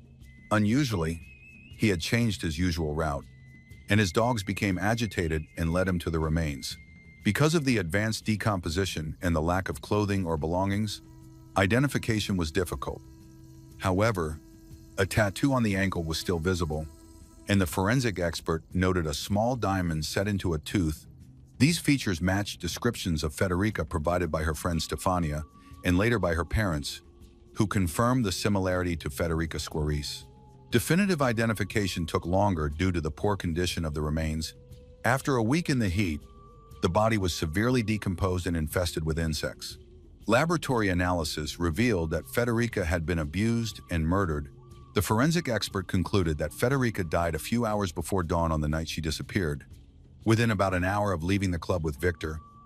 This strengthened suspicion against him. Investigators explored multiple hypotheses and conducted toxicology tests. The blood alcohol level at the time of death was not high enough to cause fatal intoxication or to prevent her from reaching her hotel on her own. Unfortunately, due to the decomposition, the exact cause of death could not be determined. The investigation progressed slowly. They ruled out a drug overdose and found no cuts, stab wounds, or gunshot injuries. The most likely cause appeared to be strangulation, a theory supported by the discovery of her underwear lodged in her throat. Unfortunately, the condition of the remains made it impossible to identify handprints on the neck or fingerprint-shaped bruises on the throat. Initially, the results of the autopsy and investigation were kept secret. The only leaked detail, fueling rumors, was the estimated time of death, determined by the number and activity of maggots on the body. After Federica's family learned of her death, her brother and sister returned to Spain. They vowed to follow the case closely and were outraged that the police were concealing information. They feared that this secrecy could cost valuable leads, witnesses, or even allow the perpetrator to escape. Although the family pressured investigators, it had little effect. Because of multiple examinations, the body remained in the medical examiner's office for a long time and was released to the family only on July 17. The body was then transported from Spain to Italy. On Saturday the 19th, about 1,000 people gathered at the parish church of San Giorgio delle to observe a minute of silence and lay flowers. Many offered condolences and shared warm memories of a bright young woman whose life was cut short. Despite the police silence, the murder at the Spanish resort became widely known. Thanks to the family's efforts, the case drew intense attention and was discussed in both Spain and Italy. Journalists pursued every angle and repeatedly approached the family for information. As a result, Federica's parents barred journalists from the funeral. No photographers or videographers were allowed inside the church, though reporters waited outside, hoping for comments. Mourners carried posters with Federica's smiling photo and accompanied the cortege through the town. After the funeral, her friends held a torchlight vigil. The town council declared a day of mourning. Public demand for justice grew, and outrage spread across both countries over the killing of a foreign national. People began questioning the safety of living in and traveling to Spain, criticizing the tourist police for failing to protect visitors and condemning law enforcement for prolonged secrecy. Partial leaks only increased public anger. Many were convinced that Victor was involved and wondered why he hadn't been arrested. Police shared the suspicion, but initially lacked the evidence to detain him. At first, with no body and no proof that Federica had been harmed, they justified their restraint under procedure. They also failed to inform the public that they had lost track of the prime suspect, Victor. After the body was found, Victor went from witness to prime suspect in the murder and abuse. The detectives tried to find him again, but he had fled the city. His whereabouts were unknown. Since he had provided a DNA sample, authorities needed laboratory results to confirm or rule out their suspicions. While the lab processed the evidence, police intensified the manhunt. Evidence suggested he was on the run but still nearby. While hiding, Victor told several acquaintances that he had done something wrong, excusing himself by saying anyone can make a mistake. To avoid capture, he changed his hairstyle and clothes and walked around carrying a Bible, pretending to be a monk. He was eventually arrested in Tarragona. After his arrest, Victor was taken to the station for questioning. At first, he was nervous and uncooperative, but eventually broke down. He asked for a Bible and then said he wanted to confess. According to Victor, he spent the night of Federica's disappearance with her. After leaving the club, he expressed a desire to be intimate with her, and she agreed immediately. He then asked her to be his girlfriend, but she suddenly changed her attitude, refused, and allegedly planned to report him for abuse. Frightened, he grabbed her by the throat to scare her. He claims he then heard a voice in his head telling him to kill her. Victor choked her for several minutes until she showed no signs of life. He then dragged her about 100 meters off the hiking trail by her feet, covered the body with branches and leaves, and placed large stones on top. He denied abusing her, insisting the intimacy was consensual. However, those who knew Federica considered his account a lie. Stefania was sure that someone like Victor would never be able to attract Federica. Federica was not interested in men like him and never started relationships with people she didn't know well. Stefania believes that abuse may have been the motive for the murder and that Federica would never have threatened him or reported him to the police if the abuse had been voluntary. When these details became public, outrage toward the police grew. Not only had they nearly let the criminal slip away, but the authorities' inaction was infuriating. Despite significant evidence and a confession, Spanish authorities were slow to start the trial. The process was lengthy, and Federica's family feared that the killer would not be punished under Spanish law if the trial did not begin by June 10, 2012. Victor could have been released. Since pretrial detention is limited to 2 years from the date of arrest, to pressure the authorities, Federica's family and friends sent dozens of requests and letters to the Spanish government to prevent his release. The trial was finally scheduled for the fall of 2011, perhaps in large part due to the persistence of Federica's family and other supporters. The prosecution assembled enough evidence and testimony to present its version of events. They argued that Victor met Federica at a bar party and tried to pursue her. His intention was to abuse her, but she had not had enough alcohol to lose control. Around 2:00 a.m., she left the club to return to her hotel. Victor tried to pressure her into enduring the abuse, even suggesting they go elsewhere so she could drink more. But to no avail. At 3:45 a.m., Federica rejects Victor and goes to see Stefania. Unable to handle the rejection, he followed her. In a secluded area, he attacked her, dragged her into a park and abused her. She resisted, as shown by defensive-type injuries on her body and hands, which the forensic expert noted. Despite advanced decomposition, skin particles under her nails matched Victor's DNA, as did biological fluids collected from her body. She had a broken tooth from being struck, and he then strangled her. Later, the police disclosed further findings that revealed even greater brutality. Victor apparently lacked the strength to strangle Federica to death. She lost consciousness, but was still alive. To eliminate the only witness, he stuffed her underwear down her throat. He pleaded insanity, claiming he heard voices and suffered mental disorders. However, a psychiatric evaluation conducted before trial found him competent, and there was no record of any diagnosed mental illness. The prosecution found his account implausible. They believed Victor was trying to lessen his responsibility to receive a shorter sentence or be sent to a clinic instead of prison. His guilt was indisputable, but since Spain has no life imprisonment, the prosecution requested the maximum possible term based on the charges, 30 years. Victor tried to mitigate this punishment by apologizing to Federica's family, but to no avail. In late November 2011, the court issued its verdict. Victor Diaz Silva was sentenced to 5 years in prison for cruelty and abuse, and 16 years and 3 months in prison for murder, suspended after serving 2/3 of the total time. In all, his sentence totaled 17 years and 9 months. He was also ordered to pay 250,000 euros in compensation to Federica's parents. The judge considered mitigating factors, such as his cooperation with investigators, counting his confession as such, so the sentence was below the maximum. Appeals followed, but the Madrid Supreme Court upheld the ruling. In 2020, Victor requested extradition to Uruguay to serve his sentence there, but the request was denied.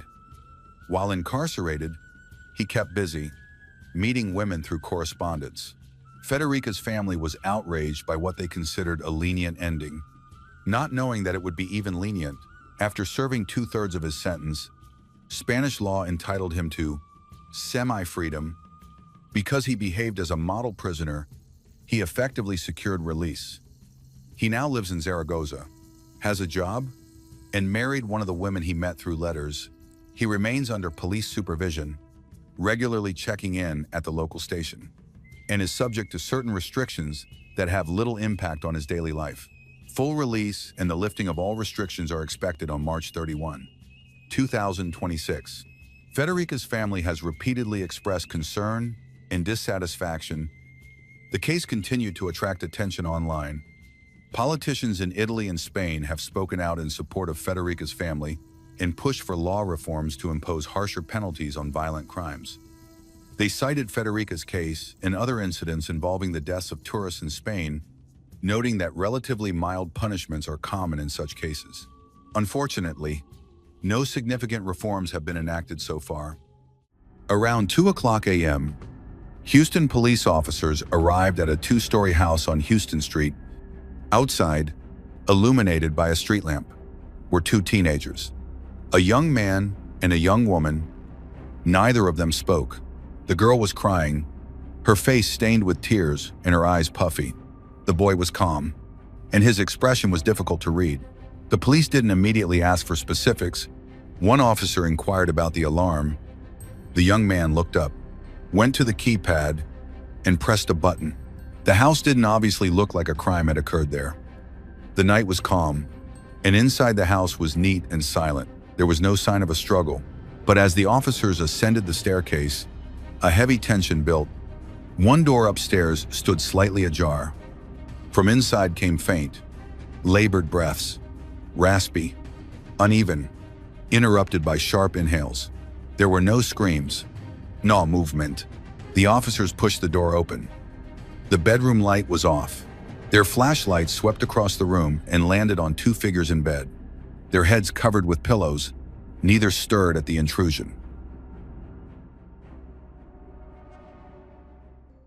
When an officer cautiously lifted the pillow covering the woman, he recoiled.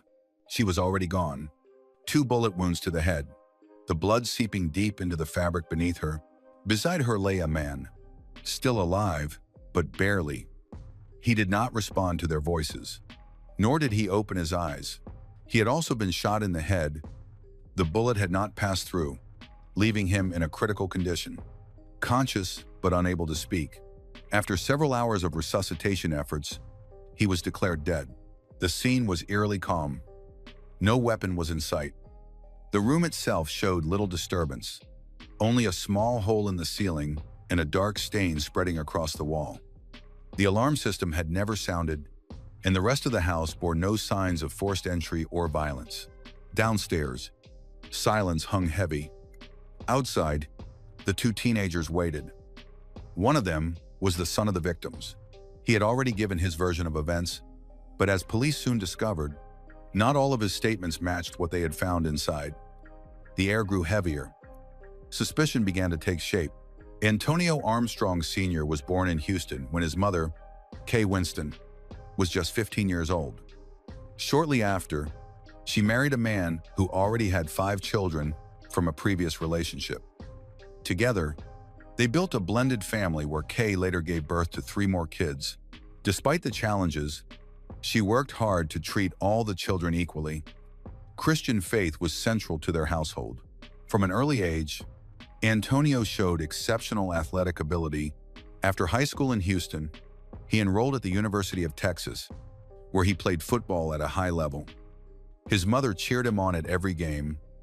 Following college, Antonio was drafted by the Miami Dolphins before continuing his career in Canada with the BC Lions and later the Winnipeg Blue Bombers. Injuries eventually ended his professional football journey, and he returned home to Houston. Antonio's life remained deeply rooted in faith. After retiring from football, he became an assistant pastor at the very church where he had grown up. It was there that he met Dawn, a devoted member of the congregation who was admired for her kindness and active involvement. On July 14, 1998, the two married. Together, they built not only a family but also a business, First-Class Training, a chain of gyms that eventually expanded to 3 locations across Houston. Antonio also began a YouTube channel where he shared motivational messages. Before marrying Antonio, Dawn had a son named Josh. He was outgoing, kind, and athletic. Antonio legally adopted Josh, raising him as his own son, who was now registered as Josh Armstrong. Antonio and Dawn later welcomed 2 more children, Antonio Jr., known as AJ, and their youngest, a daughter named Kyra. AJ grew up calm, disciplined, and physically active. From a young age, his parents encouraged him in sports, and he thrived on his high school football team, following in his father's footsteps. His upbringing emphasized structure, faith, and hard work. Though Josh and AJ were stepbrothers, they always referred to one another simply as brothers. Kyra, the youngest, grew up in a secure and stable environment, enjoying the benefits of the family's growing success. By 2016, Dawn and Antonio were living with their 2 youngest children, AJ and Kyra, in a home on Palmetto Street in Houston. Their oldest son, Josh, then 20, had recently moved out, renting a place just 2 minutes away. He was attending the Art Institute of Houston, pursuing a future in music. AJ, at 16, there was a high school student preparing for advanced placement courses. While 12-year-old Kyra had just begun middle school, all three children maintained close ties with their grandmother, Kay, visiting her several times each week. To outsiders, the Armstrongs appeared to be the very definition of a successful, close-knit family. Faith was at the heart of the Armstrong household. This family is very active in church. At home, discipline and structure guided daily life. Dawn was meticulous in keeping routines, monitoring homework, enforcing curfews, organizing meals, and managing free time. Every child has chores, and being late, hiding things, or skipping school is not acceptable. Antonio emphasized academics and athletics, believing sports instilled discipline and character. In his early school years, AJ had been polite, diligent, and well-behaved. But as he grew older, cracks began to show: missed assignments, tardiness, and small disciplinary issues. Josh, the older brother, began visiting less frequently, and his conversations with his siblings grew sparse. Although Dawn and Antonio never openly distinguished between their biological and stepchildren, their relationship with Josh became more and more distant over time. He longed for independence. Kyra, the youngest, was her mother's focus. Dawn parented with both strictness and care, monitoring her daughter's academics, friendships, and even digital life.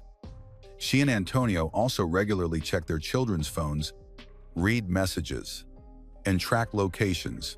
Any suspicion of disobedience led to consequences. Dawn kept detailed notes on AJ's behavior in her phone and often discussed strategies with Antonio about how to handle him. The Armstrong household ran under near total parental oversight. After discovering Antonio and Dawn in their upstairs bedroom, investigators began a thorough sweep of the house, with particular focus on signs of forced entry. They found no signs of forced entry. The windows were locked, the glass intact, and the doors showed no evidence of tampering. The home security system, linked to Dawn's cell phone, recorded every arming, disarming, and/or activity. On the night of the crime, the system was armed at 12:52 a.m. and disarmed at 1:40 a.m. The exact moment a call was placed to 911. During that interval, no doors or windows had been opened. Investigators concluded that only someone inside the house, or someone with the alarm code, could have disabled the system. There were no reports of visitors that night, and no spare keys were unaccounted for. On the first floor, a kitchen drawer, where a Smith & Wesson .22 caliber handgun was normally stored, was pulled completely open, but empty. The weapon was later recovered in a downstairs closet near the staircase. Beside it was a torn piece of paper with a message scrawled in French. "I've been watching you for a long time. Follow me." The handwriting was shaky, the letters uneven, and the sheet bore no fingerprints or identifying marks. Investigators could not determine its origin.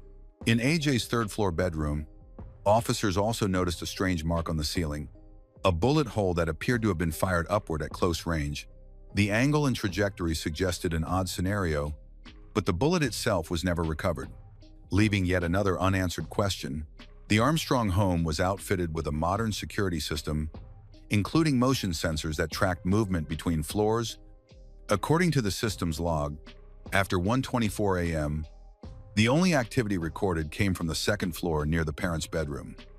No movement was detected on the third floor, where the children's rooms were located. This directly conflicted with AJ's account. He claimed that after hearing gunshots, he went downstairs to investigate. The system showed no such movement. Kyra, AJ's sister, showed police her room and explained that she had been startled awake by a loud noise, but chose to remain in bed, never opening her door or leaving her room. To eliminate the possibility of an outside intruder, investigators brought in a K9 unit to detect any unfamiliar scent trails. The dogs found no foreign human scent leading from any entrance of the house. All confirmed movement remained inside the residence.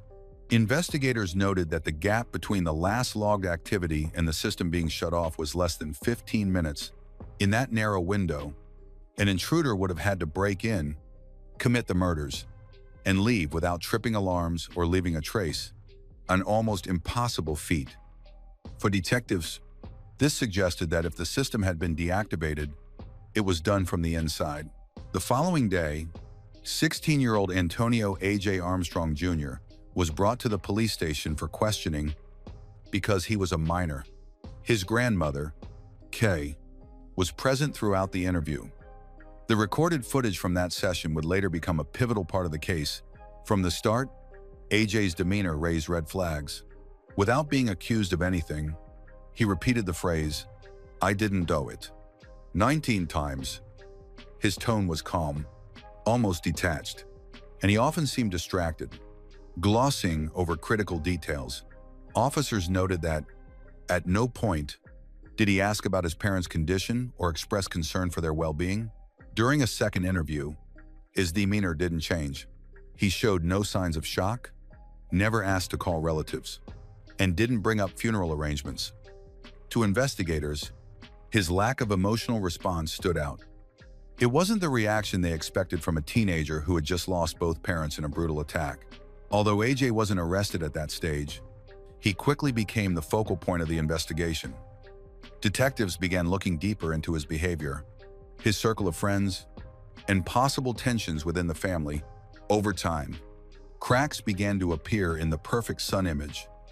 AJ's grades had slipped, and he had started hiding things from his parents. Investigators uncovered that he was secretly maintaining a second phone, which he used to communicate with a girlfriend his parents disapproved of.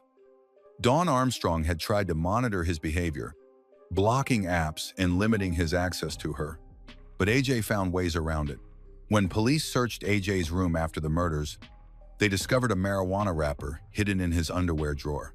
On his phone, they found text messages discussing banned substances, photos of homemade joints, and chats about buying it. These discoveries painted a far more complicated picture of AJ. One, his parents either hadn't fully realized or had chosen to overlook.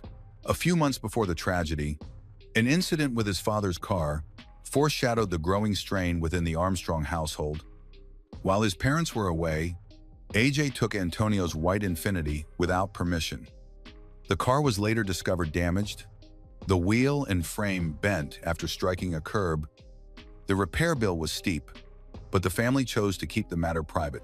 Antonio confronted his son in a serious conversation, and the episode left him considering drastic options: either transferring AJ to a different school or sending him to live with his grandmother, Kay. In hopes that stricter discipline might restore order, tensions in the household escalated in the weeks that followed. AJ increasingly viewed the rigid rules at home as suffocating. His mother, Dawn, monitored nearly every aspect of his daily life, from academics to social interactions. In private conversations with friends, AJ described the environment as controlling and invasive. The more restrictions mounted, the greater his frustration grew. Josh Armstrong, AJ's older half-brother, lived a very different life. At 20, he was no longer in the home, but only minutes away in a rental apartment. His years in college were turbulent, marked by cycles of dropping out, re-enrolling, and struggling to find stability. Behind closed doors, Josh battled anxiety, depression, and episodes of paranoia. Medical records revealed that he experienced hallucinations, panic attacks, and spells of emotional detachment from reality. One psychiatric evaluation even noted his obsessive fear that electronic devices were monitoring him. His doctors diagnosed a severe mental health disorder requiring consistent medication. 2 months before the murders, Josh was involved in a disturbing incident at the Armstrong family home. According to reports, he set fire to a blanket near the entrance of the house. The blaze was quickly extinguished before causing serious damage, but it deeply alarmed his family. Dawn immediately took him to a hospital for psychiatric evaluation, and doctors prescribed antipsychotic medication, yet no one followed up to ensure that he was taking it. Both Kara and their grandmother later recalled seeing Josh lingering near the home in the weeks afterward, acting strangely and avoiding conversation. Despite this alarming behavior, Josh was largely overlooked in the investigation that followed the murders. He was never formally questioned in the days immediately after the crime. No fingerprints, no DNA samples, and no official verification of his whereabouts that night were ever collected. To the defense, This became a glaring oversight. A young man with a history of instability, recent violent behavior, and close proximity to the home was never treated as a suspect, or even as a key witness. Kay, the Armstrongs' grandmother, later told investigators that on the day of the murders, Josh seemed detached and unresponsive. He sat silently in a chair, staring blankly at the wall, offering little more than short, evasive answers when spoken to. His medical history included past episodes of aggression and his own life ideation. Twice, he had been placed under outpatient psychiatric observation, with doctors recommending constant supervision and treatment. Each time, however, the communication with medical professionals stopped shortly after his release. To this day, questions linger over whether Josh's proximity, medical history, and prior fire-setting incident should have made him a focus of inquiry. Investigators placed nearly all their attention on AJ. 7 years later, the prosecution unveiled what they claimed was a critical piece of evidence implicating AJ, a single drop of blood, identified as Antonio Sr.'s, found on a t-shirt collected from the crime scene in 2016. AJ's clothing had been collected on the day of the murders, sealed in a transparent evidence bag, and logged according to protocol. At the time, officers conducted a visual inspection and recorded no traces of blood. For years, the bag sat in storage, untouched and untested. Only in 2023, just months before a third trial was set to begin, did an officer reviewing the file claim to have noticed a suspicious discoloration beneath the label on the t-shirt packaging. When re-examined under laboratory conditions, a small, reddish-brown stain was indeed discovered beneath the evidence tag, pressed against the fabric near the collar. Forensic testing confirmed the presence of DNA matching Antonio Armstrong Sr. The drop was minuscule, barely 2 millimeters in size, yet it instantly became the prosecution's most powerful weapon. The defense questioned the reliability of the evidence. They pointed out that this important piece of evidence had been overlooked for 7 years, even though investigators, forensic experts, and lawyers had examined it multiple times. Its location was also strange. The bloodstain was underneath a factory tag that seemed undisturbed, with sharp edges and undamaged glue. Records showed the evidence bag hadn't been opened since 2016. For the stain to be under the tag, it would have had to be there from the start. If that were the case, how could everyone who previously inspected the evidence have missed it? Suspicion spread quickly. AJ's attorneys suggested the possibility of contamination, or worse, evidence tampering. After 2 mistrials, they argued, the state's case had grown thin, and just as a third trial loomed, a mysterious new discovery emerged. They demanded an independent review of the evidence and full access to the storage facility's chain of custody records. The records themselves raised further questions. In the years following the crime, AJ's clothing and other items had been shuffled between departments, with responsibility for storage changing hands multiple times. Prosecutors dismissed this as a clerical oversight, insisting the evidence had remained secure. But doubt lingered. The blood's location also sparked heated debate. It was found inside the shirt, near the collar, positioned in a way that suggested close proximity to the victim when the fatal shot was fired. The state argued this placed AJ at the scene of Antonio's murder. The defense countered that no forensic analysis could conclusively explain how or when the trace had landed there. To them, the mystery surrounding the stain was more damning to the prosecution's credibility than to AJ himself. Despite these uncertainties, the blood stain became the centerpiece of the case. For the prosecution, it was the long-awaited breakthrough. For the defense, it symbolized systemic failure. The Armstrong case soon grew into one of the longest and most polarizing criminal proceedings in Houston history. Over nearly a decade, 3 separate trials unfolded, each drawing national media coverage and sparking fierce public debate about evidence, justice, and the fallibility of the system itself. The first trial began in 2019, 3 years after Antonio and Dawn's deaths. Prosecutors argued that the killings could only have been committed from inside the house, and that AJ was the only person with both access and opportunity. Yet the defense dismantled much of this narrative. The murder weapon bore no fingerprints. AJ's clothing showed no blood at the time, and investigators had failed to fully probe the potential involvement of Josh, his mentally unstable half-brother. After weeks of testimony, the jury could not reach a unanimous verdict. The case ended in a mistrial. The second trial took place in 2022. Both sides relied on largely the same evidence, though with slightly different emphases. Prosecutors focused more heavily on AJ's seemingly irrational behavior, appealing to the jury's emotions. The defense repeated its argument that the investigation had been one-sided and that AJ's older brother, Josh, who had reportedly struggled with mental health issues, was overlooked as a potential suspect. Once again, the jury could not reach a unanimous decision, and the proceedings ended in a second mistrial. The third trial was held in August 2023. By that time, prosecutors introduced what they described as a critical new piece of evidence, a minuscule blood stain found on AJ's t-shirt. Though the shirt had been collected in 2016, the stain was only identified years later when forensic testing was repeated with updated methods. This finding became the cornerstone of the prosecution's case. Prosecutors argued that the presence of the blood indicated AJ was in close proximity to his father at the time of the shooting. They also cited data from the home's alarm system and motion detectors, insisting no intruder could have committed the crime without disabling the system from inside. The defense countered by accusing investigators of mishandling or even manipulating the evidence. Despite the ongoing disputes, the jury returned a guilty verdict. After 7 years and 3 trials, AJ, whose real name is Antonio Armstrong Jr., was convicted of murdering his parents and sentenced to life in prison, with the possibility of parole after 40 years. Under the United States criminal justice system, a conviction requires proof of guilt beyond a reasonable doubt, a fundamental principle of American law. Reasonable doubt means that if jurors have any justifiable uncertainty about the defendant's guilt, they are obliged to acquit. In AJ's case, many observers argued that this standard was not met. No direct evidence tied him to the crime. The murder weapon, his father's gun, contained no fingerprints from AJ.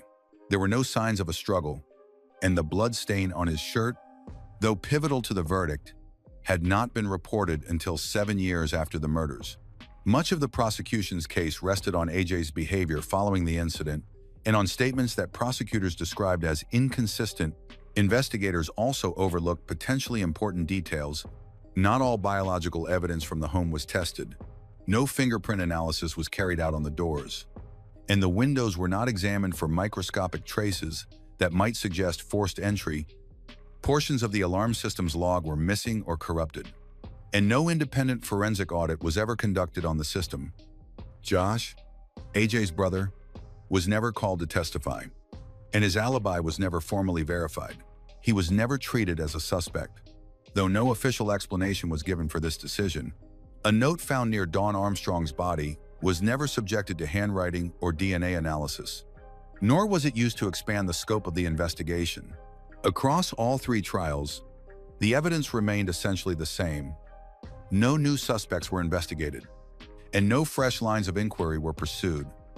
Instead, jurors were repeatedly asked to interpret AJ's demeanor and behavior.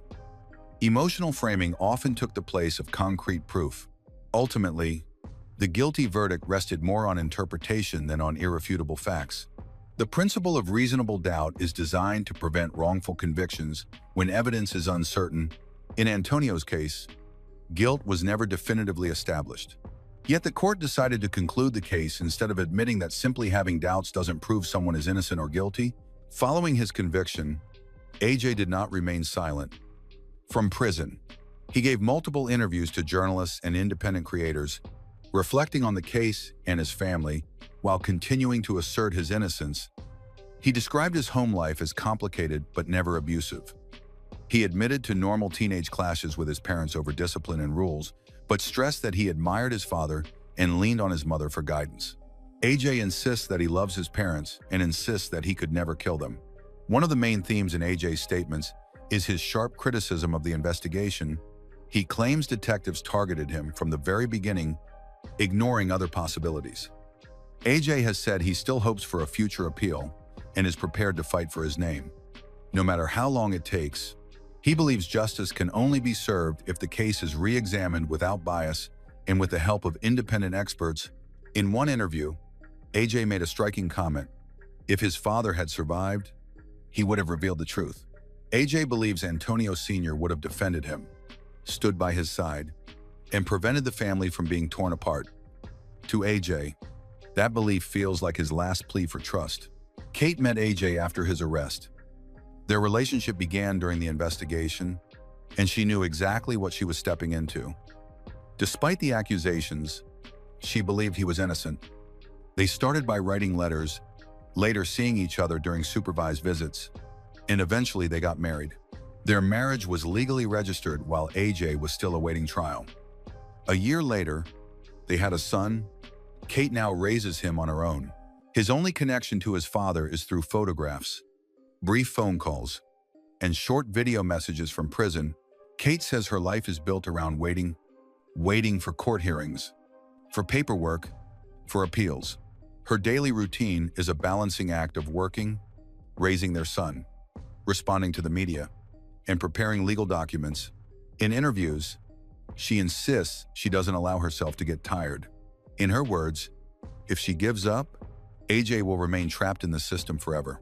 Her faith is what keeps both him and their family going, but the pressure has always been there.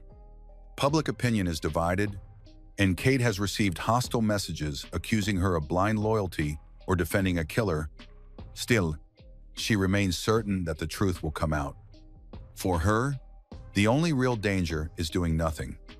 She refuses to see herself as a victim. Instead, she believes her role is to ensure this story does not end in silence. What if AJ really didn't pull the trigger? If so, then who entered the house, bypassed the alarm system, ignored the children, and fired the fatal shots? Or was that person already inside? On the night of February 3, 2003, at the House of Blues in Los Angeles, Lana Clarkson met Phil Spector, the legendary music producer who was once praised as a genius with Wall of Sound and an icon of an entire era. That seemingly harmless encounter opened a chain of horrifying events.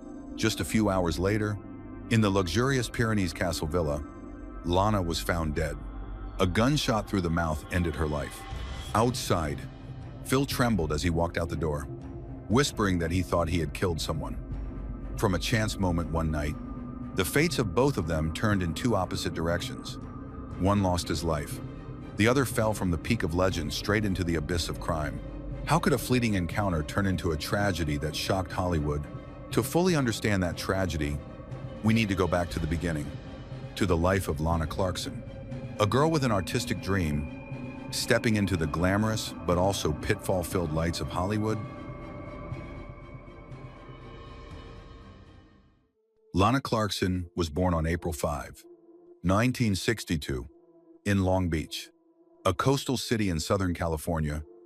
She was the daughter of Donna and James Clarkson and grew up with two siblings, Jesse and Fawn. She spent her childhood in Sonoma County, known for its rolling hills, meadows, and vineyards at the heart of California's wine country. Surrounded by nature, she enjoyed small-town warmth while dreaming big. Tragedy struck early when she lost her father, a loss that weighed heavily on the family. Christmas 1978 was particularly traumatic, and soon after, her family moved to Los Angeles. By then, Lana had finished high school, and her passion for the arts was clear. She wanted a life on stage and screen. Tall, striking, and charismatic, Lana seemed destined for entertainment. Nearly 6 feet tall, with long legs, blonde hair, and clear eyes, she had a presence that drew people in. Friends described her as adventurous, warm, and free-spirited. By the early 1980 seconds, Lana was determined to build a career in acting and modeling. She began with small roles in television and film, often as an extra. It was a humble start, but one she believed in. During this time, she also volunteered. In 1982, she joined Project Angel Food, an act of courage during a time of heavy discrimination. Helping others was as much a part of her identity as acting. Lana made her official acting debut in 1982 with a small speaking role in Fast Times at Ridgemont High, an iconic coming-of-age comedy. In 1983, she appeared briefly in Scarface, sharing a scene with Michelle Pfeiffer, a highlight for any aspiring actress. That same year, she starred in Deathstalker, a fantasy film that later gained a cult following. In 1985, Lana landed the role that defined her career, Amethea in Barbarian Queen, a fierce warrior who embodied both strength and sensuality. The film became a cult classic, and her performance made her a recognizable figure among fans of fantasy and B-movies. She went on to appear in projects like the sci-fi film Blind Date, directed by Nico Mastorakis, and had smaller roles in Amazon, Women on the Moon, 1987, Beyond Film. She worked in television, commercials, and modeling, including campaigns for major brands like Mercedes-Benz. Her career took her across the United States and abroad to Japan, Greece, Argentina, Italy, Switzerland, France, Jamaica, and Mexico. Despite her talent and dedication, her career plateaued. She didn't achieve mainstream stardom, but she built a loyal fan base. Comic conventions kept her in the spotlight, where fans, many of whom first knew her as the Barbarian Queen, lined up for autographs and photos. She became an icon in her own right, leaving a lasting impression on a generation of fans. By the late 1990s, Lana looked for new ways to connect with her audience. She launched her own website, sold autographed digital versatile disc, and engaged with fans on a message board. This provided income and a sense of community and appreciation. As Lana entered her 40 segundo, Hollywood became tougher. Roles dwindled, auditions led nowhere, and full-time acting was no longer sustainable. In January 2003, she took a part-time job as a hostess at the House of Blues in Los Angeles, a club known for live music and celebrity guests. It wasn't glamorous, but it paid the bills and kept her close to the entertainment world she loved. Her job was to welcome and care for high-profile guests, ensuring they felt at home in the VIP areas. On the night of February 3, 2003, Lana went to work as usual, unaware that this ordinary shift would mark the beginning of a tragedy. That evening, legendary record producer Phil Spector, one of the most famous figures in music, walked into the House of Blues. What started out as a seemingly harmless encounter quickly led to one of Hollywood's darkest tragedies. To understand how, we need to look at Phil Spector's past. His real name was Harvey Philip Spector, born on December 26, 1939, and raised in the Bronx, New York, in a Russian Jewish family. At the age of 9, Phil's life took a turn. On April 20, 1949, his father locked himself in a running car and died of carbon monoxide poisoning. The loss left a lasting wound. In 1953, his mother moved the family to Los Angeles, looking for a fresh start. By 19, Phil was in college and meeting others who shared his passion for music. He formed a group called the Teddy Bears, serving as guitarist and songwriter. He wrote, "To know him is to love him," inspired by words on his father's tombstone. Released in 1958, the song became a surprise hit, reaching #1 on the Billboard Hot 100 by December. The success didn't last. The Teddy Bears recorded more songs, but none matched their debut. By 1959, the group dissolved, and Phil withdrew for a time. He later returned to music, not as a performer, but as a producer. In the studio, he found his true calling. He partnered with 2 producers at a small label, Junior Records, but his ambition grew. In October 1962, he bought out his partners, took control, and founded Phillies Records. Under Phil's, he produced 21 singles, sold over 13 million copies, and earned 9 gold records. By age 21, Phil was a millionaire, worth more than $2 million, and a major force in American music. However, his talent also came with a dark side. Early in his producing career, He collaborated with stars like Elvis Presley and Roy Orbison. His knack for crafting hits quickly made him one of the industry's brightest young talents. The turning point came in 1963, when he introduced the Ronettes, sisters Ronnie and Estelle Bennett, and their cousin Nedra Talley, formerly known as the Darling Sisters.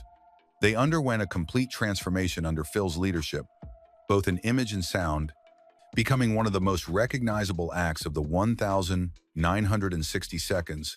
Phil also unveiled his signature innovation, the wall of sound. This technique layered multiple instruments and vocals to create a dense, orchestral texture that filled the recording space. It sounded unlike anything before. Big, immersive, and unmistakable. Cementing his reputation as a studio pioneer, many credit him with reshaping how popular music is produced and recorded. Over the years, Phil worked with the Ramones, Tina Turner, Cher, John Lennon, and George Harrison.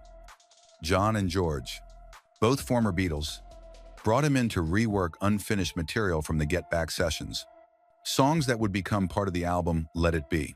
Having Phil on a project signaled prestige, but it came at a cost. Behind the fame was a darker side.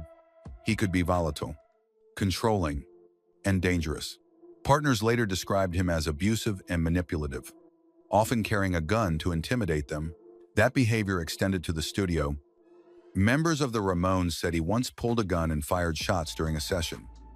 Even John was shaken when Phil fired into the ceiling while they were recording. Phil's personal life was also troubled.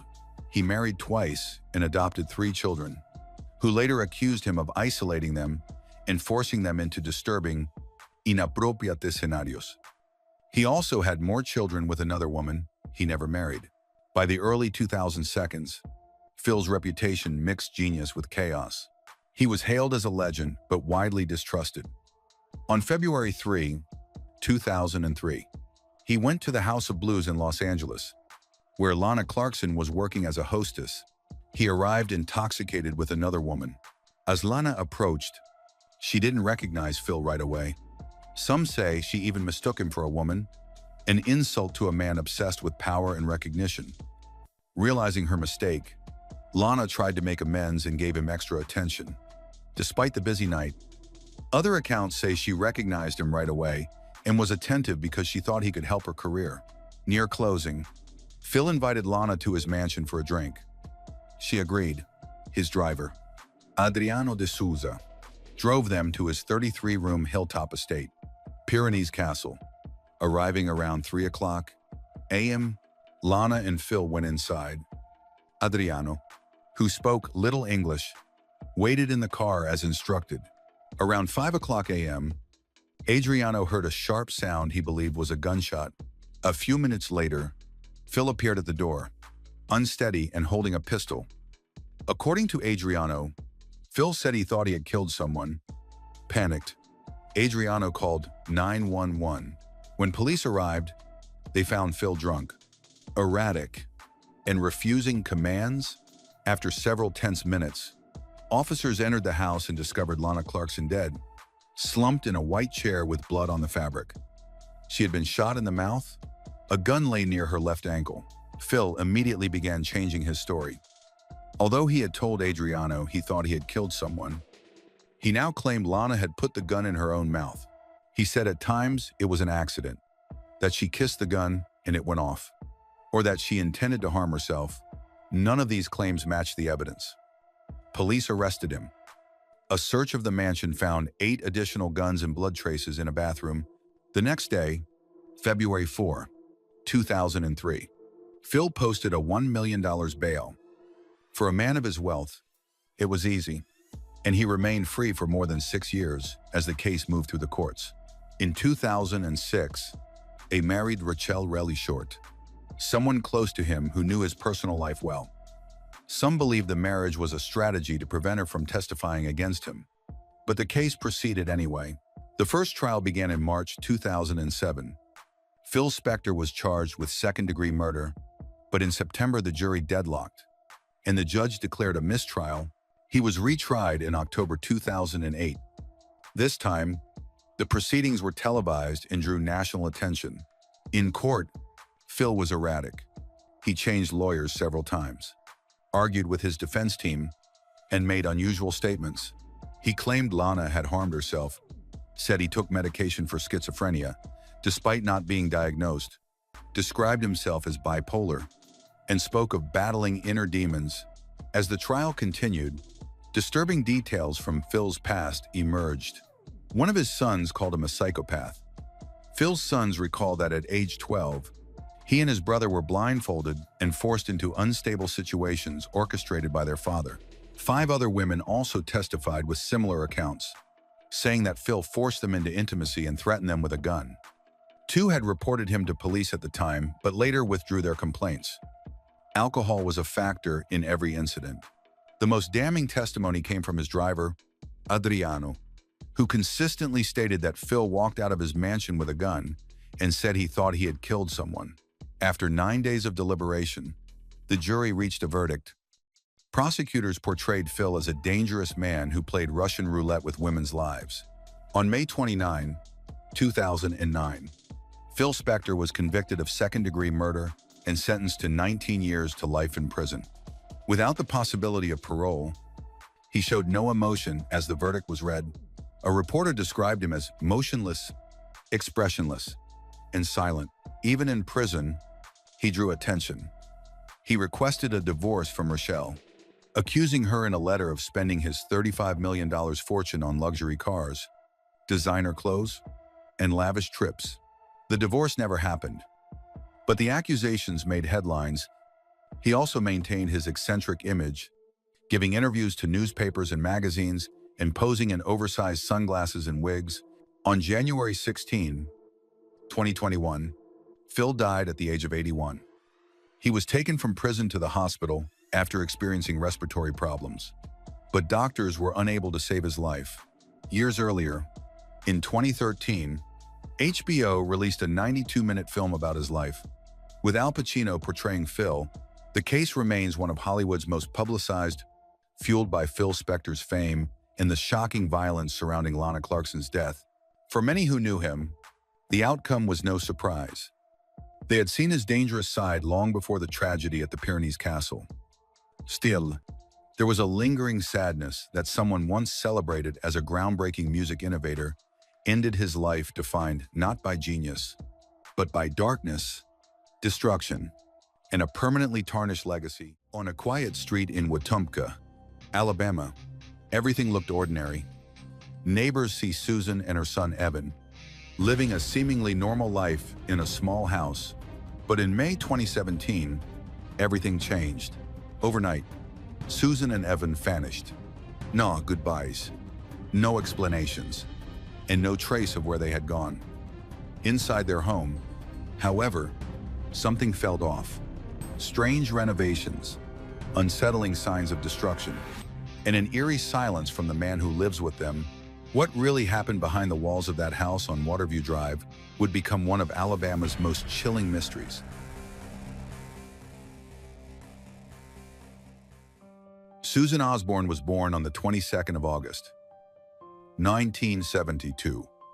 She grew up in a typical American household with 2 brothers, Brian, Jason, and a sister named Nancy. The family environment was calm, stable, and her parents worked hard to create a cozy, secure home. From a young age, Susan stood out as independent, sociable, and friendly. She was especially close to her mother, Linda, and maintained warm relationships with her siblings even as an adult. After her marriage in 2005, Susan relocated from Michigan to Alabama. Her son, Avon Chartrand, was born on the 25th of June, 2002, but the marriage didn't last, and Susan ended up on her own. She chose not to return to her family and decided to start a new life in Alabama. Later, she had a daughter, Hannah Grace, with another partner. That relationship also fell apart, and Susan devoted several years to a long, grueling custody battle for Hannah. As a single mom, she poured herself into raising her children. Despite the daily challenges, she remains patient, energetic, and determined to provide Evan with a stable life. He grew up surrounded by love and attention. He was curious, hardworking, and a little shy. At school, he was respected for his intelligence and maturity. He loved science, played chess, and showed real promise. Managing his health required regular monitoring and some medication. Around 2009, a woman named Holly Morris moved in across the street from Susan. Both single mothers, they quickly bonded.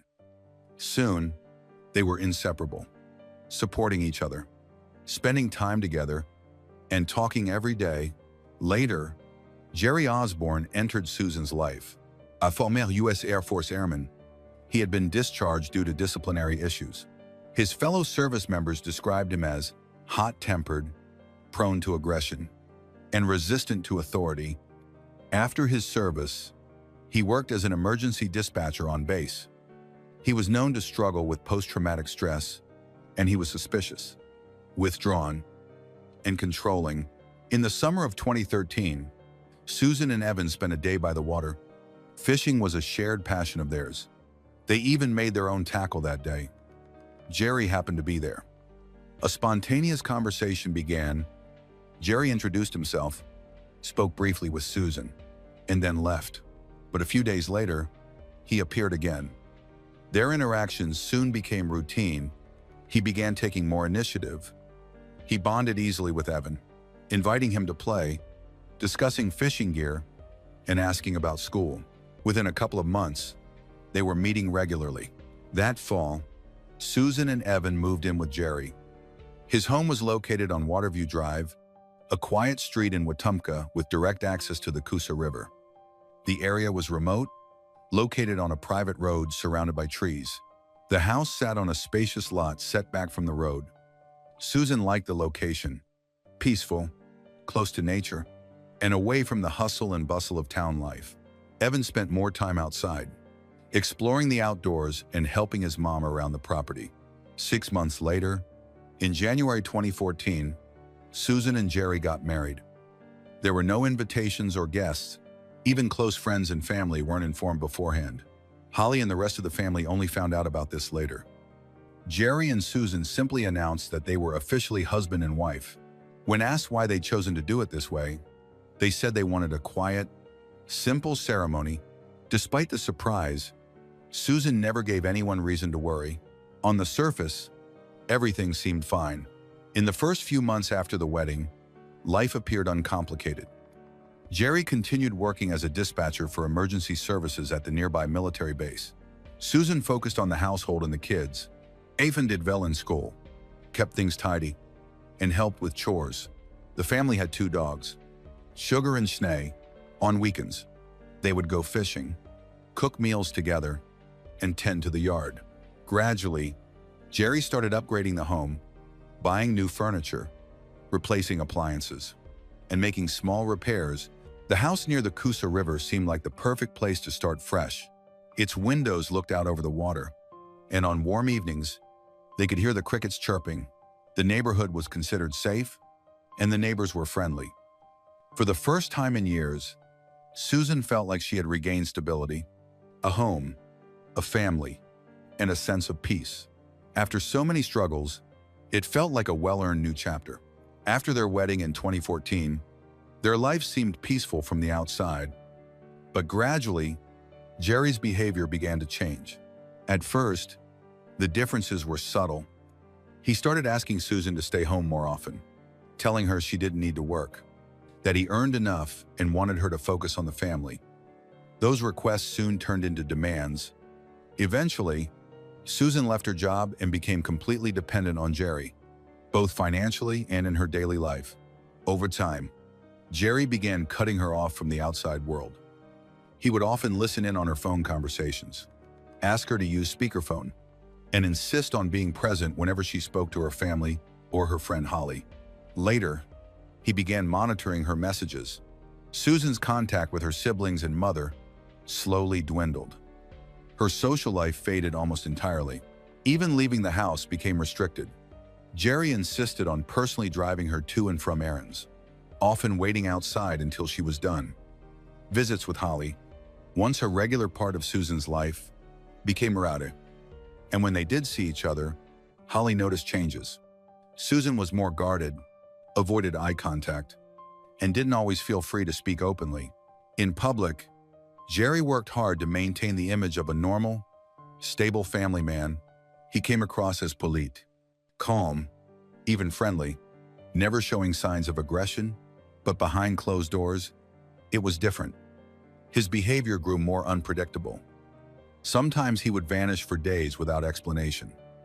When Susan asked where he had been, he would give vague answers, claiming to be on assignments or gathering information for her custody battle. In September 2016, Jerry disappeared for several days. He didn't answer calls or messages, and Susan, growing worried, eventually reported him missing. But when she checked their shared phone account, she discovered Jerry had been using his phone the entire time. There were multiple outgoing calls, including 2 to a taxi service. Later, he sent her a photo of a house, claiming he had been away gathering information about her former partner's family. It didn't add up. Susan realized he had been lying. Not long before that, Jerry listed Susan's boat for sale on Craigslist without her permission. This was upsetting because she had been restoring the boat herself, and it meant a lot to her. This was another sign that Jerry was making decisions about her possessions without talking to her first. As Jerry's control escalated, Susan's independence eroded piece by piece. He questioned or rejected almost every decision she made. He dictated her communication, her finances, where she went, what she bought, even what she wore. Step by step, he built a closed world around her, tightening his grip not through outright violence, but through control that left little room for escape. Susan rarely shared what was happening at home, but Holly noticed changes.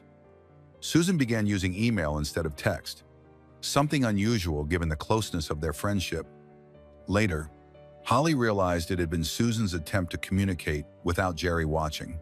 That fall, Susan discovered Jerry was secretly seeing another woman named Brittany. His messages revealed he had spent an evening with her at a club before staying overnight at a hotel. Susan took screenshots of the messages and sent them to Holly, the only person she truly confided in. Holly confirmed Susan's suspicions and invited her, along with Evan and Hannah, to come stay in Florida for a while. To escape and clear her head, Susan said she would think about it, but admitted she wasn't ready to take that step just yet.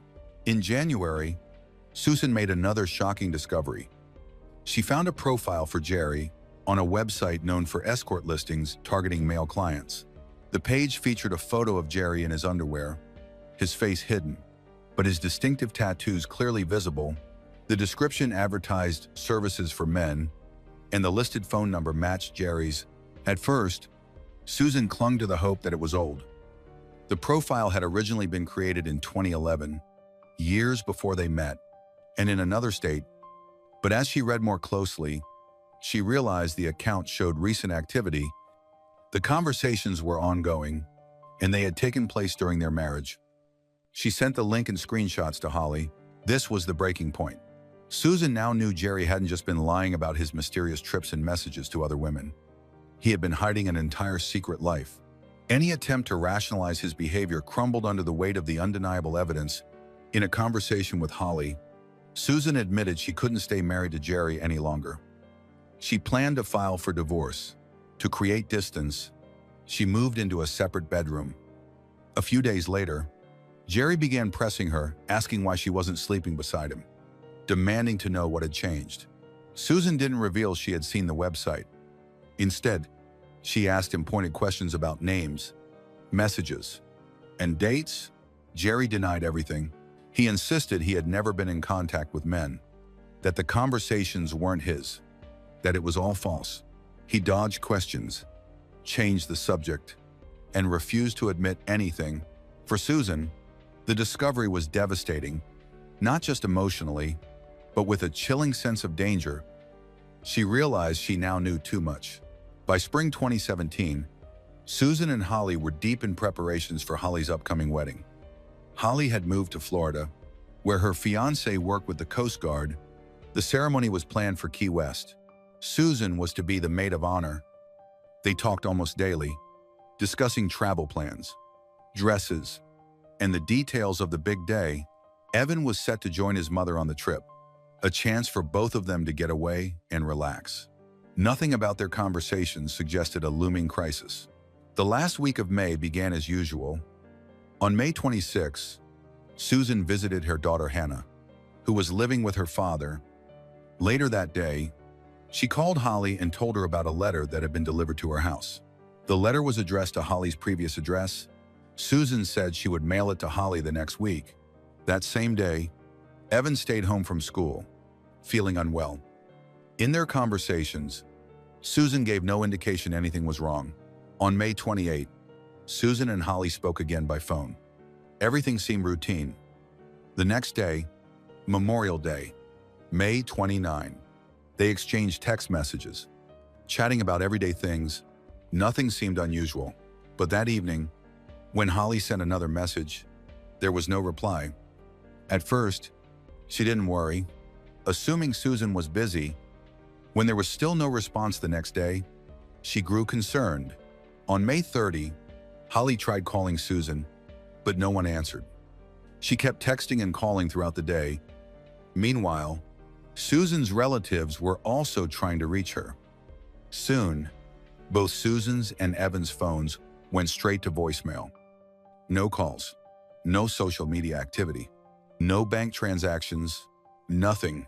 That same day, Hannah and her paternal grandmother went to the house on Waterview Drive. Evan had a scheduled medical appointment, and Hannah wanted to drop something off for him. Instead of Susan, they were met by Jerry. He was visibly agitated, sweating, and wouldn't let them inside. He claimed the house was a mess and insisted Susan had left him, taking Evan, and had run off with another man. He gave no details and grew irritated when questioned. Finally, he shut the door on them. The next day, Evan missed his medical appointment. That was a massive red flag. Susan had always been meticulous about his care. She never missed anything related to his health. For Holly, this was the moment it became clear something was terribly wrong. Susan had never disappeared without explanation. Even a single day without contact was unusual. Now, it had been several, and there was still no word. Holly continued messaging daily. She even tried calling Jerry, but he didn't answer. The family began to realize this wasn't a spontaneous getaway. Susan hadn't just run off. This wasn't her vanishing by choice. Weeks passed. Family members kept calling, texting, and leaving voicemails. At the end of June, Susan's mother mailed her a letter. It eventually came back, stamped undeliverable. On July 28, 2017, exactly 2 months after the last confirmed contact with Susan and Evan, they were officially reported missing. The Elmore County Sheriff's Office stepped in. Their first step was routine a wellness check. 2 deputies drove out to the quiet house on Waterview Drive, hoping to speak with Susan and her son. Instead, they were greeted at the door by Jerry Osborne. He seemed unprepared for the visit. He told them he was in the middle of cleaning and asked that they keep it brief. When questioned about Susan and Evan, Jerry claimed they had left on Memorial Day. According to him, he and Susan had argued, after which she packed up, took Evan, and got into a waiting vehicle with another man. He said he hadn't seen them since. But Jerry's story was shaky. He first described the man as tall, dark-haired, with a beard and sunglasses. In another version, he claimed it was Susan's brother, Brian. He also contradicted himself about the vehicle, sometimes saying it was a truck, other times a silver Nissan SUV. Detectives checked bank records, and phone logs, and travel databases. From May 30 onward, there was total silence. No calls. No. Texts. No. Social media activity. Susan's and Evan's passports showed no travel. More troubling, Evan's prescriptions, vital for his health, hadn't been refilled. No doctor visits. No pharmacy records. For investigators, this was the first major red flag. Jerry's behavior only deepened suspicion. He hadn't filed a missing persons report, hadn't contacted Susan's family, and showed no urgency to locate them. For someone who lived under the same roof, his lack of concern was glaring. Investigators began to suspect this wasn't a story of a woman running away. It was the story of a cover-up, still, without witnesses or physical evidence. There was little to go on. A walkthrough of the house revealed no signs of a struggle. But one detail stood out. Susan's and Evan's belongings were gone. No clothing, no documents, not even everyday items. It was as if they had never lived there at all. A second visit, this time with a search warrant, changed everything. By then, the house had undergone significant renovations. New carpet covered the floors, the walls were freshly painted, and multiple rooms had been altered. Jerry insisted he had simply decided it was time for home improvements. He claimed Susan had scrawled offensive messages on the walls before leaving, and he had no choice but to paint over them. He also said he tore out the hardwood floors himself because a contractor offered him a discount if he handled the demolition. But when detectives followed up, the company confirmed no such discount program existed. Receipts showed Jerry had purchased paint, adhesive, carpet, and renovation supplies in the first week of June. Days after Susan and Evan disappeared, neighbors later came forward with troubling accounts. On the night of May 29 into May 30, they heard what sounded like gunshots. The following morning, Jerry Osborne was seen tending unusually large fires in his yard. Thick black smoke billowed into the air, and one neighbor recalled feeling the heat from across his own property. The fires burned for several days. No one knew exactly what was being destroyed, but the timing, immediately after Susan and Evan's disappearance, was impossible to ignore. Jerry's father was also spotted at the property, helping with the burning before leaving quietly each afternoon. Jerry would later claim they were simply disposing of old flooring and debris. Investigators also learned that Jerry removed the home's original security camera system right after Susan and Evan disappeared. He replaced it with a new setup, erasing all prior footage. The original hardware was gone, and with it, any chance of seeing who had come and gone from the house during those crucial days. Another discovery raised even more red flags. As a civilian employee at Maxwell Air Force Base, Jerry had access to restricted areas.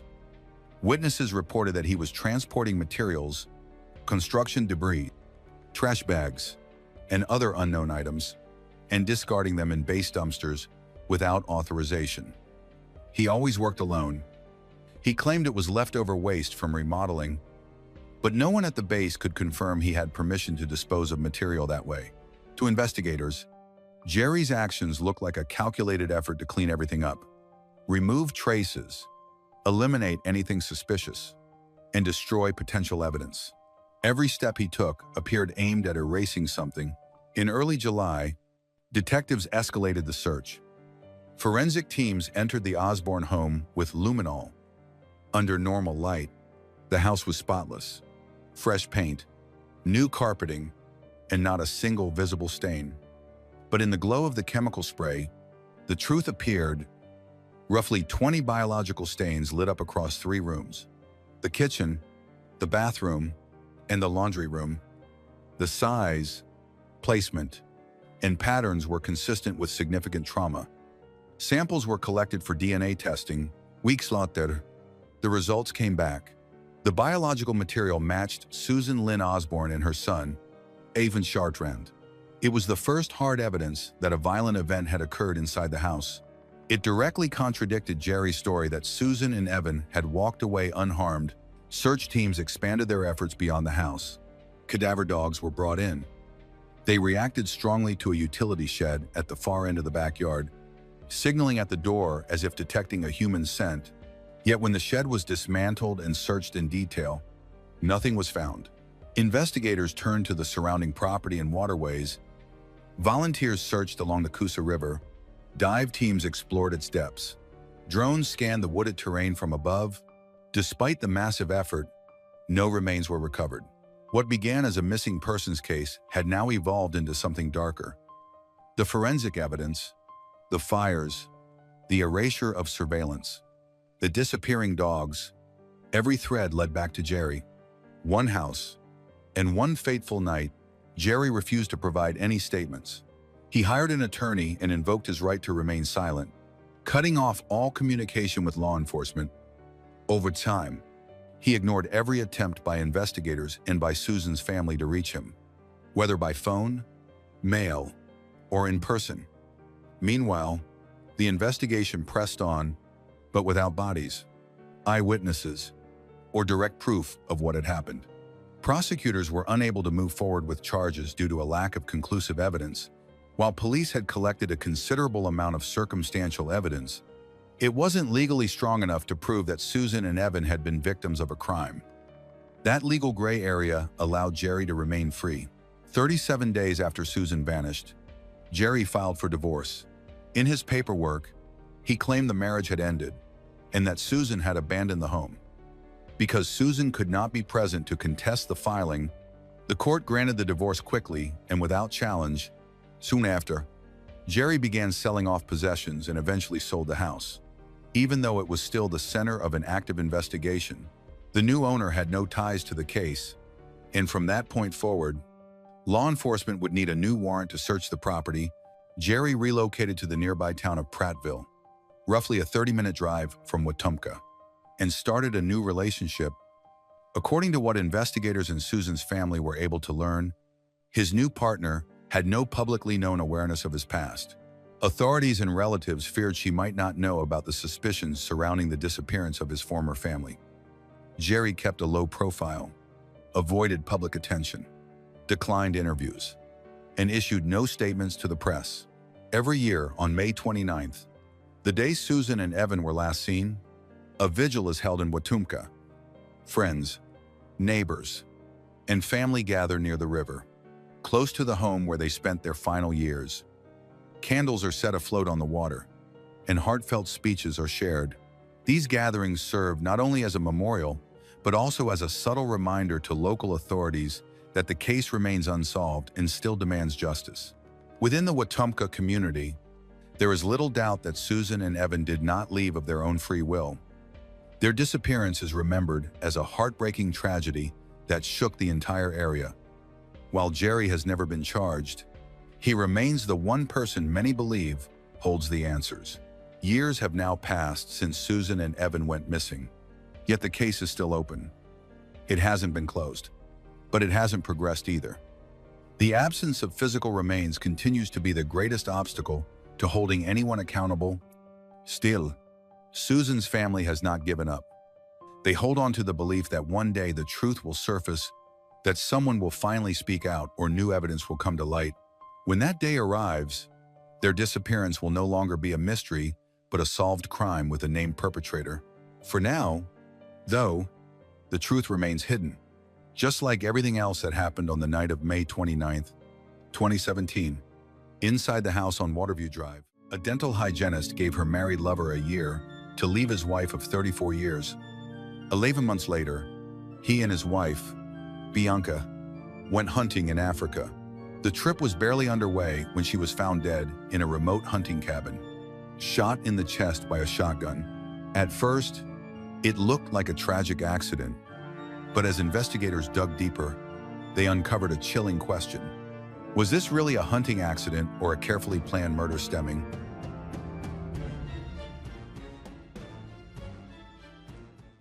Bianca Rudolph was born on December 4, 1959, in Pittsburgh, Pennsylvania. She grew up with her two brothers, Vince and Ralph Fenicio, and later attended the University of Pittsburgh. It was there that she met Lawrence Rudolph, aka Larry, then a dental student.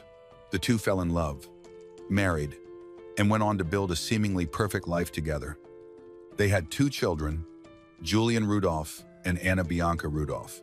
Larry established a thriving dental practice in Pittsburgh, even starring in television commercials for his specialty, Zeditune dentistry, a rarity at the time. Bianca initially worked at the practice but later devoted herself to raising their children.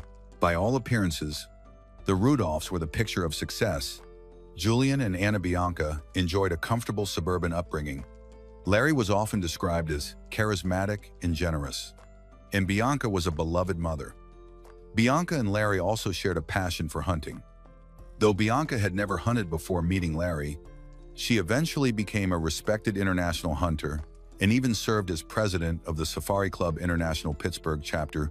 Larry's reputation peaked when he won the prestigious 2007 Weatherby Award, often called the Nobel Prize of Trophy Hunting, but beneath the polished exterior, dark cracks were forming. By the mid-2000s, Larry's dental partners accused him of embezzling money from their practice.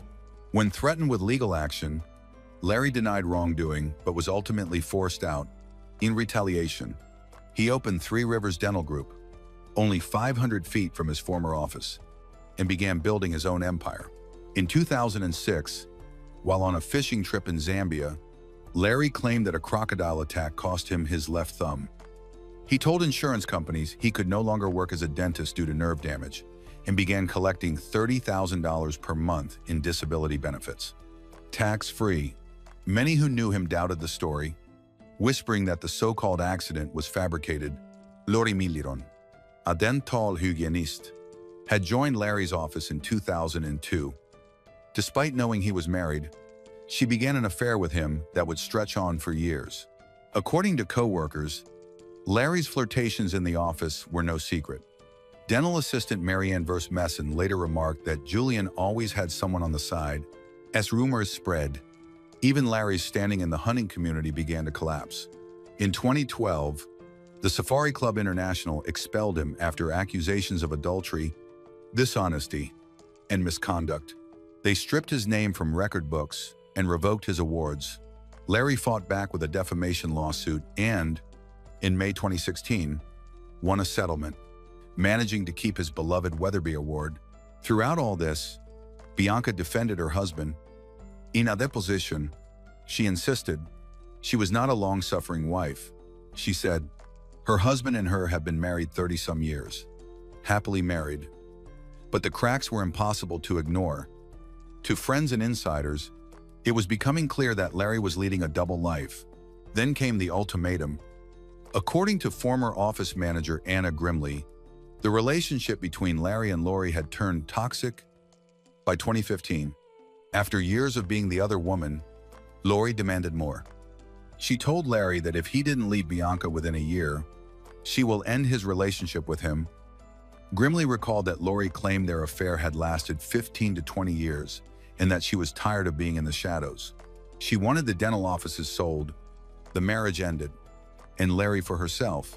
What followed was a countdown to tragedy.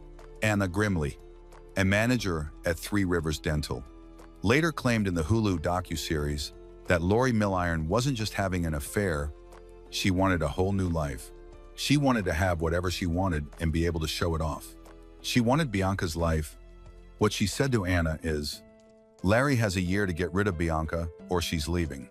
The countdown had begun and Larry was under pressure. Outwardly, though, nothing seemed unusual.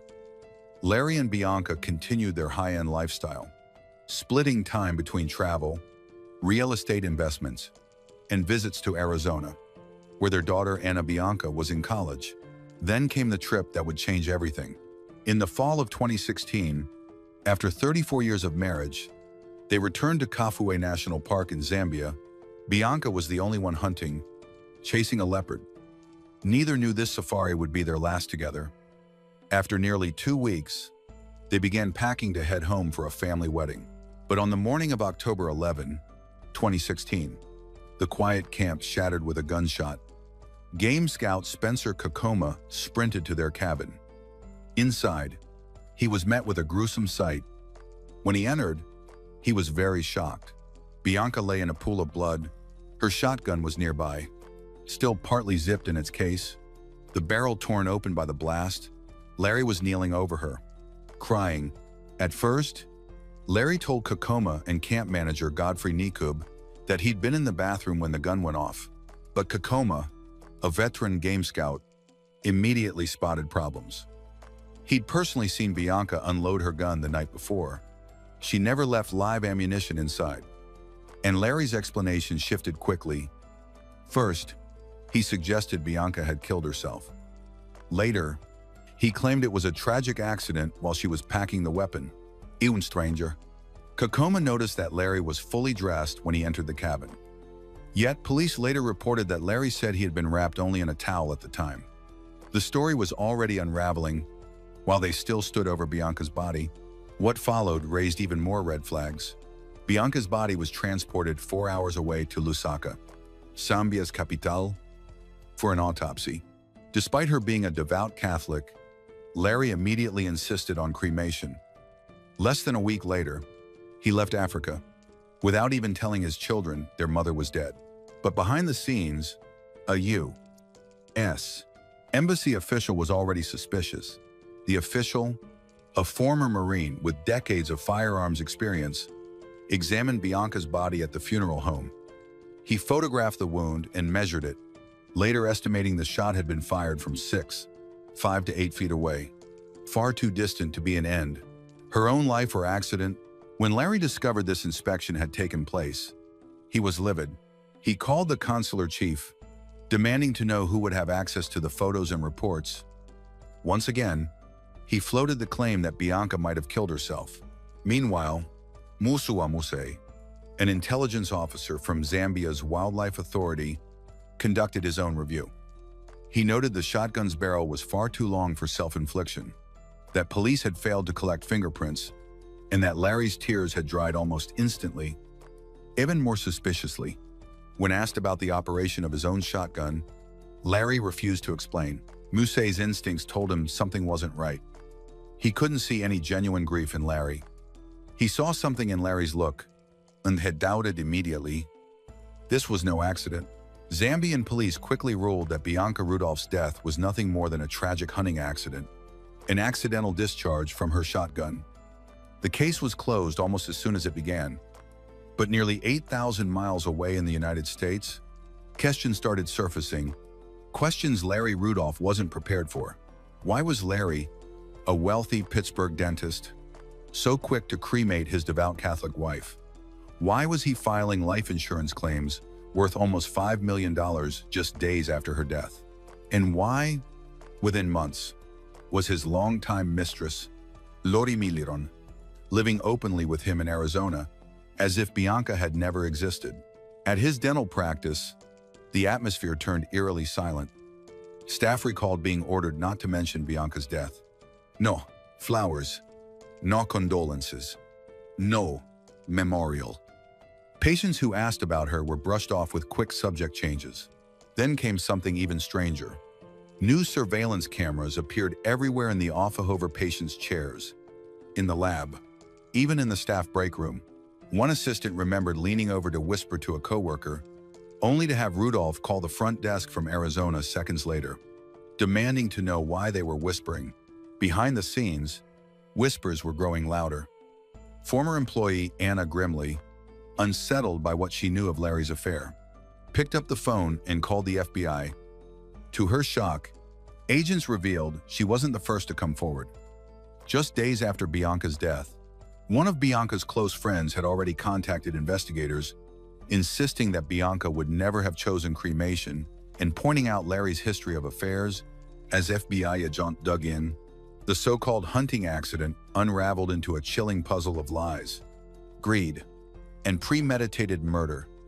Federal investigators replicated the scene with the same type of shotgun, ammunition, and case. Running ballistic pattern tests, they concluded that Bianca could not have accidentally shot herself. The wound to her heart showed the gun had been fired from at least 1 to 3 feet away. The weapon hadn't gone off in her hands. It had been aimed at her. Evidence in court would later prove what many already suspected. Larry Rudolph shot his wife through the heart, then staged the scene to look like an accident. But the most explosive evidence was yet to come.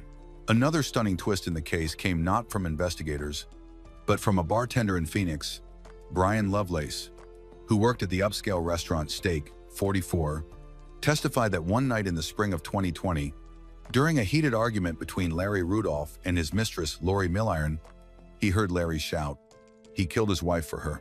The words rang out during a break in the music, and Lovelace swore under oath that there was no mistaking what he heard. For prosecutors, it was a bombshell. For Larry's defense, it was nothing more than a comment taken out of context. But time was running out for Larry Rudolph. More than 5 years after Bianca's death, he was arrested in Mexico on December 21, 2021, while on holiday in Cabo with Lori. Just weeks later, Lori herself was indicted for obstruction of justice, perjury, and being an accessory. The two went to trial together in July 2022. Larry's legal team fought to the end, painting the case as circumstantial. He even took the stand, claiming that Bianca's death was a tragic accident, that she had pulled the trigger herself while packing her gun. He told jurors that he and Bianca had lived in an open marriage since 2000 and insisted they were content with that arrangement. But that testimony backfired. Several jurors later admitted they had been undecided until Larry himself spoke. His demeanor, his contradictions, and his implausible explanations convinced them of his guilt. In August 2022, the verdict was given. Larry Rudolph was convicted of the murder of Bianca Rudolph. In August 2023, he was sentenced to life in prison. He also received a 20-year prison sentence for filing a false life insurance claim, which will run concurrently.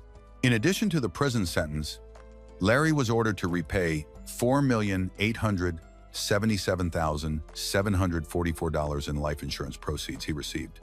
Y plus a $2 million fine. He was also ordered to forfeit any assets he acquired as a result of his crimes. This result shows that no matter how much money, fame, or power he is still accountable for his crimes. Iber U.S. Attorney Cole Finnegan said after Rudolph was sentenced, "The fact that justice was served today was no accident. It was part of the dedicated efforts of public servants who are dedicated to justice. They are grateful to the attorneys, officers, and investigators who contributed to this outcome." However, Rudolph's lawyers maintained their client's innocence after the verdict and said they planned to appeal.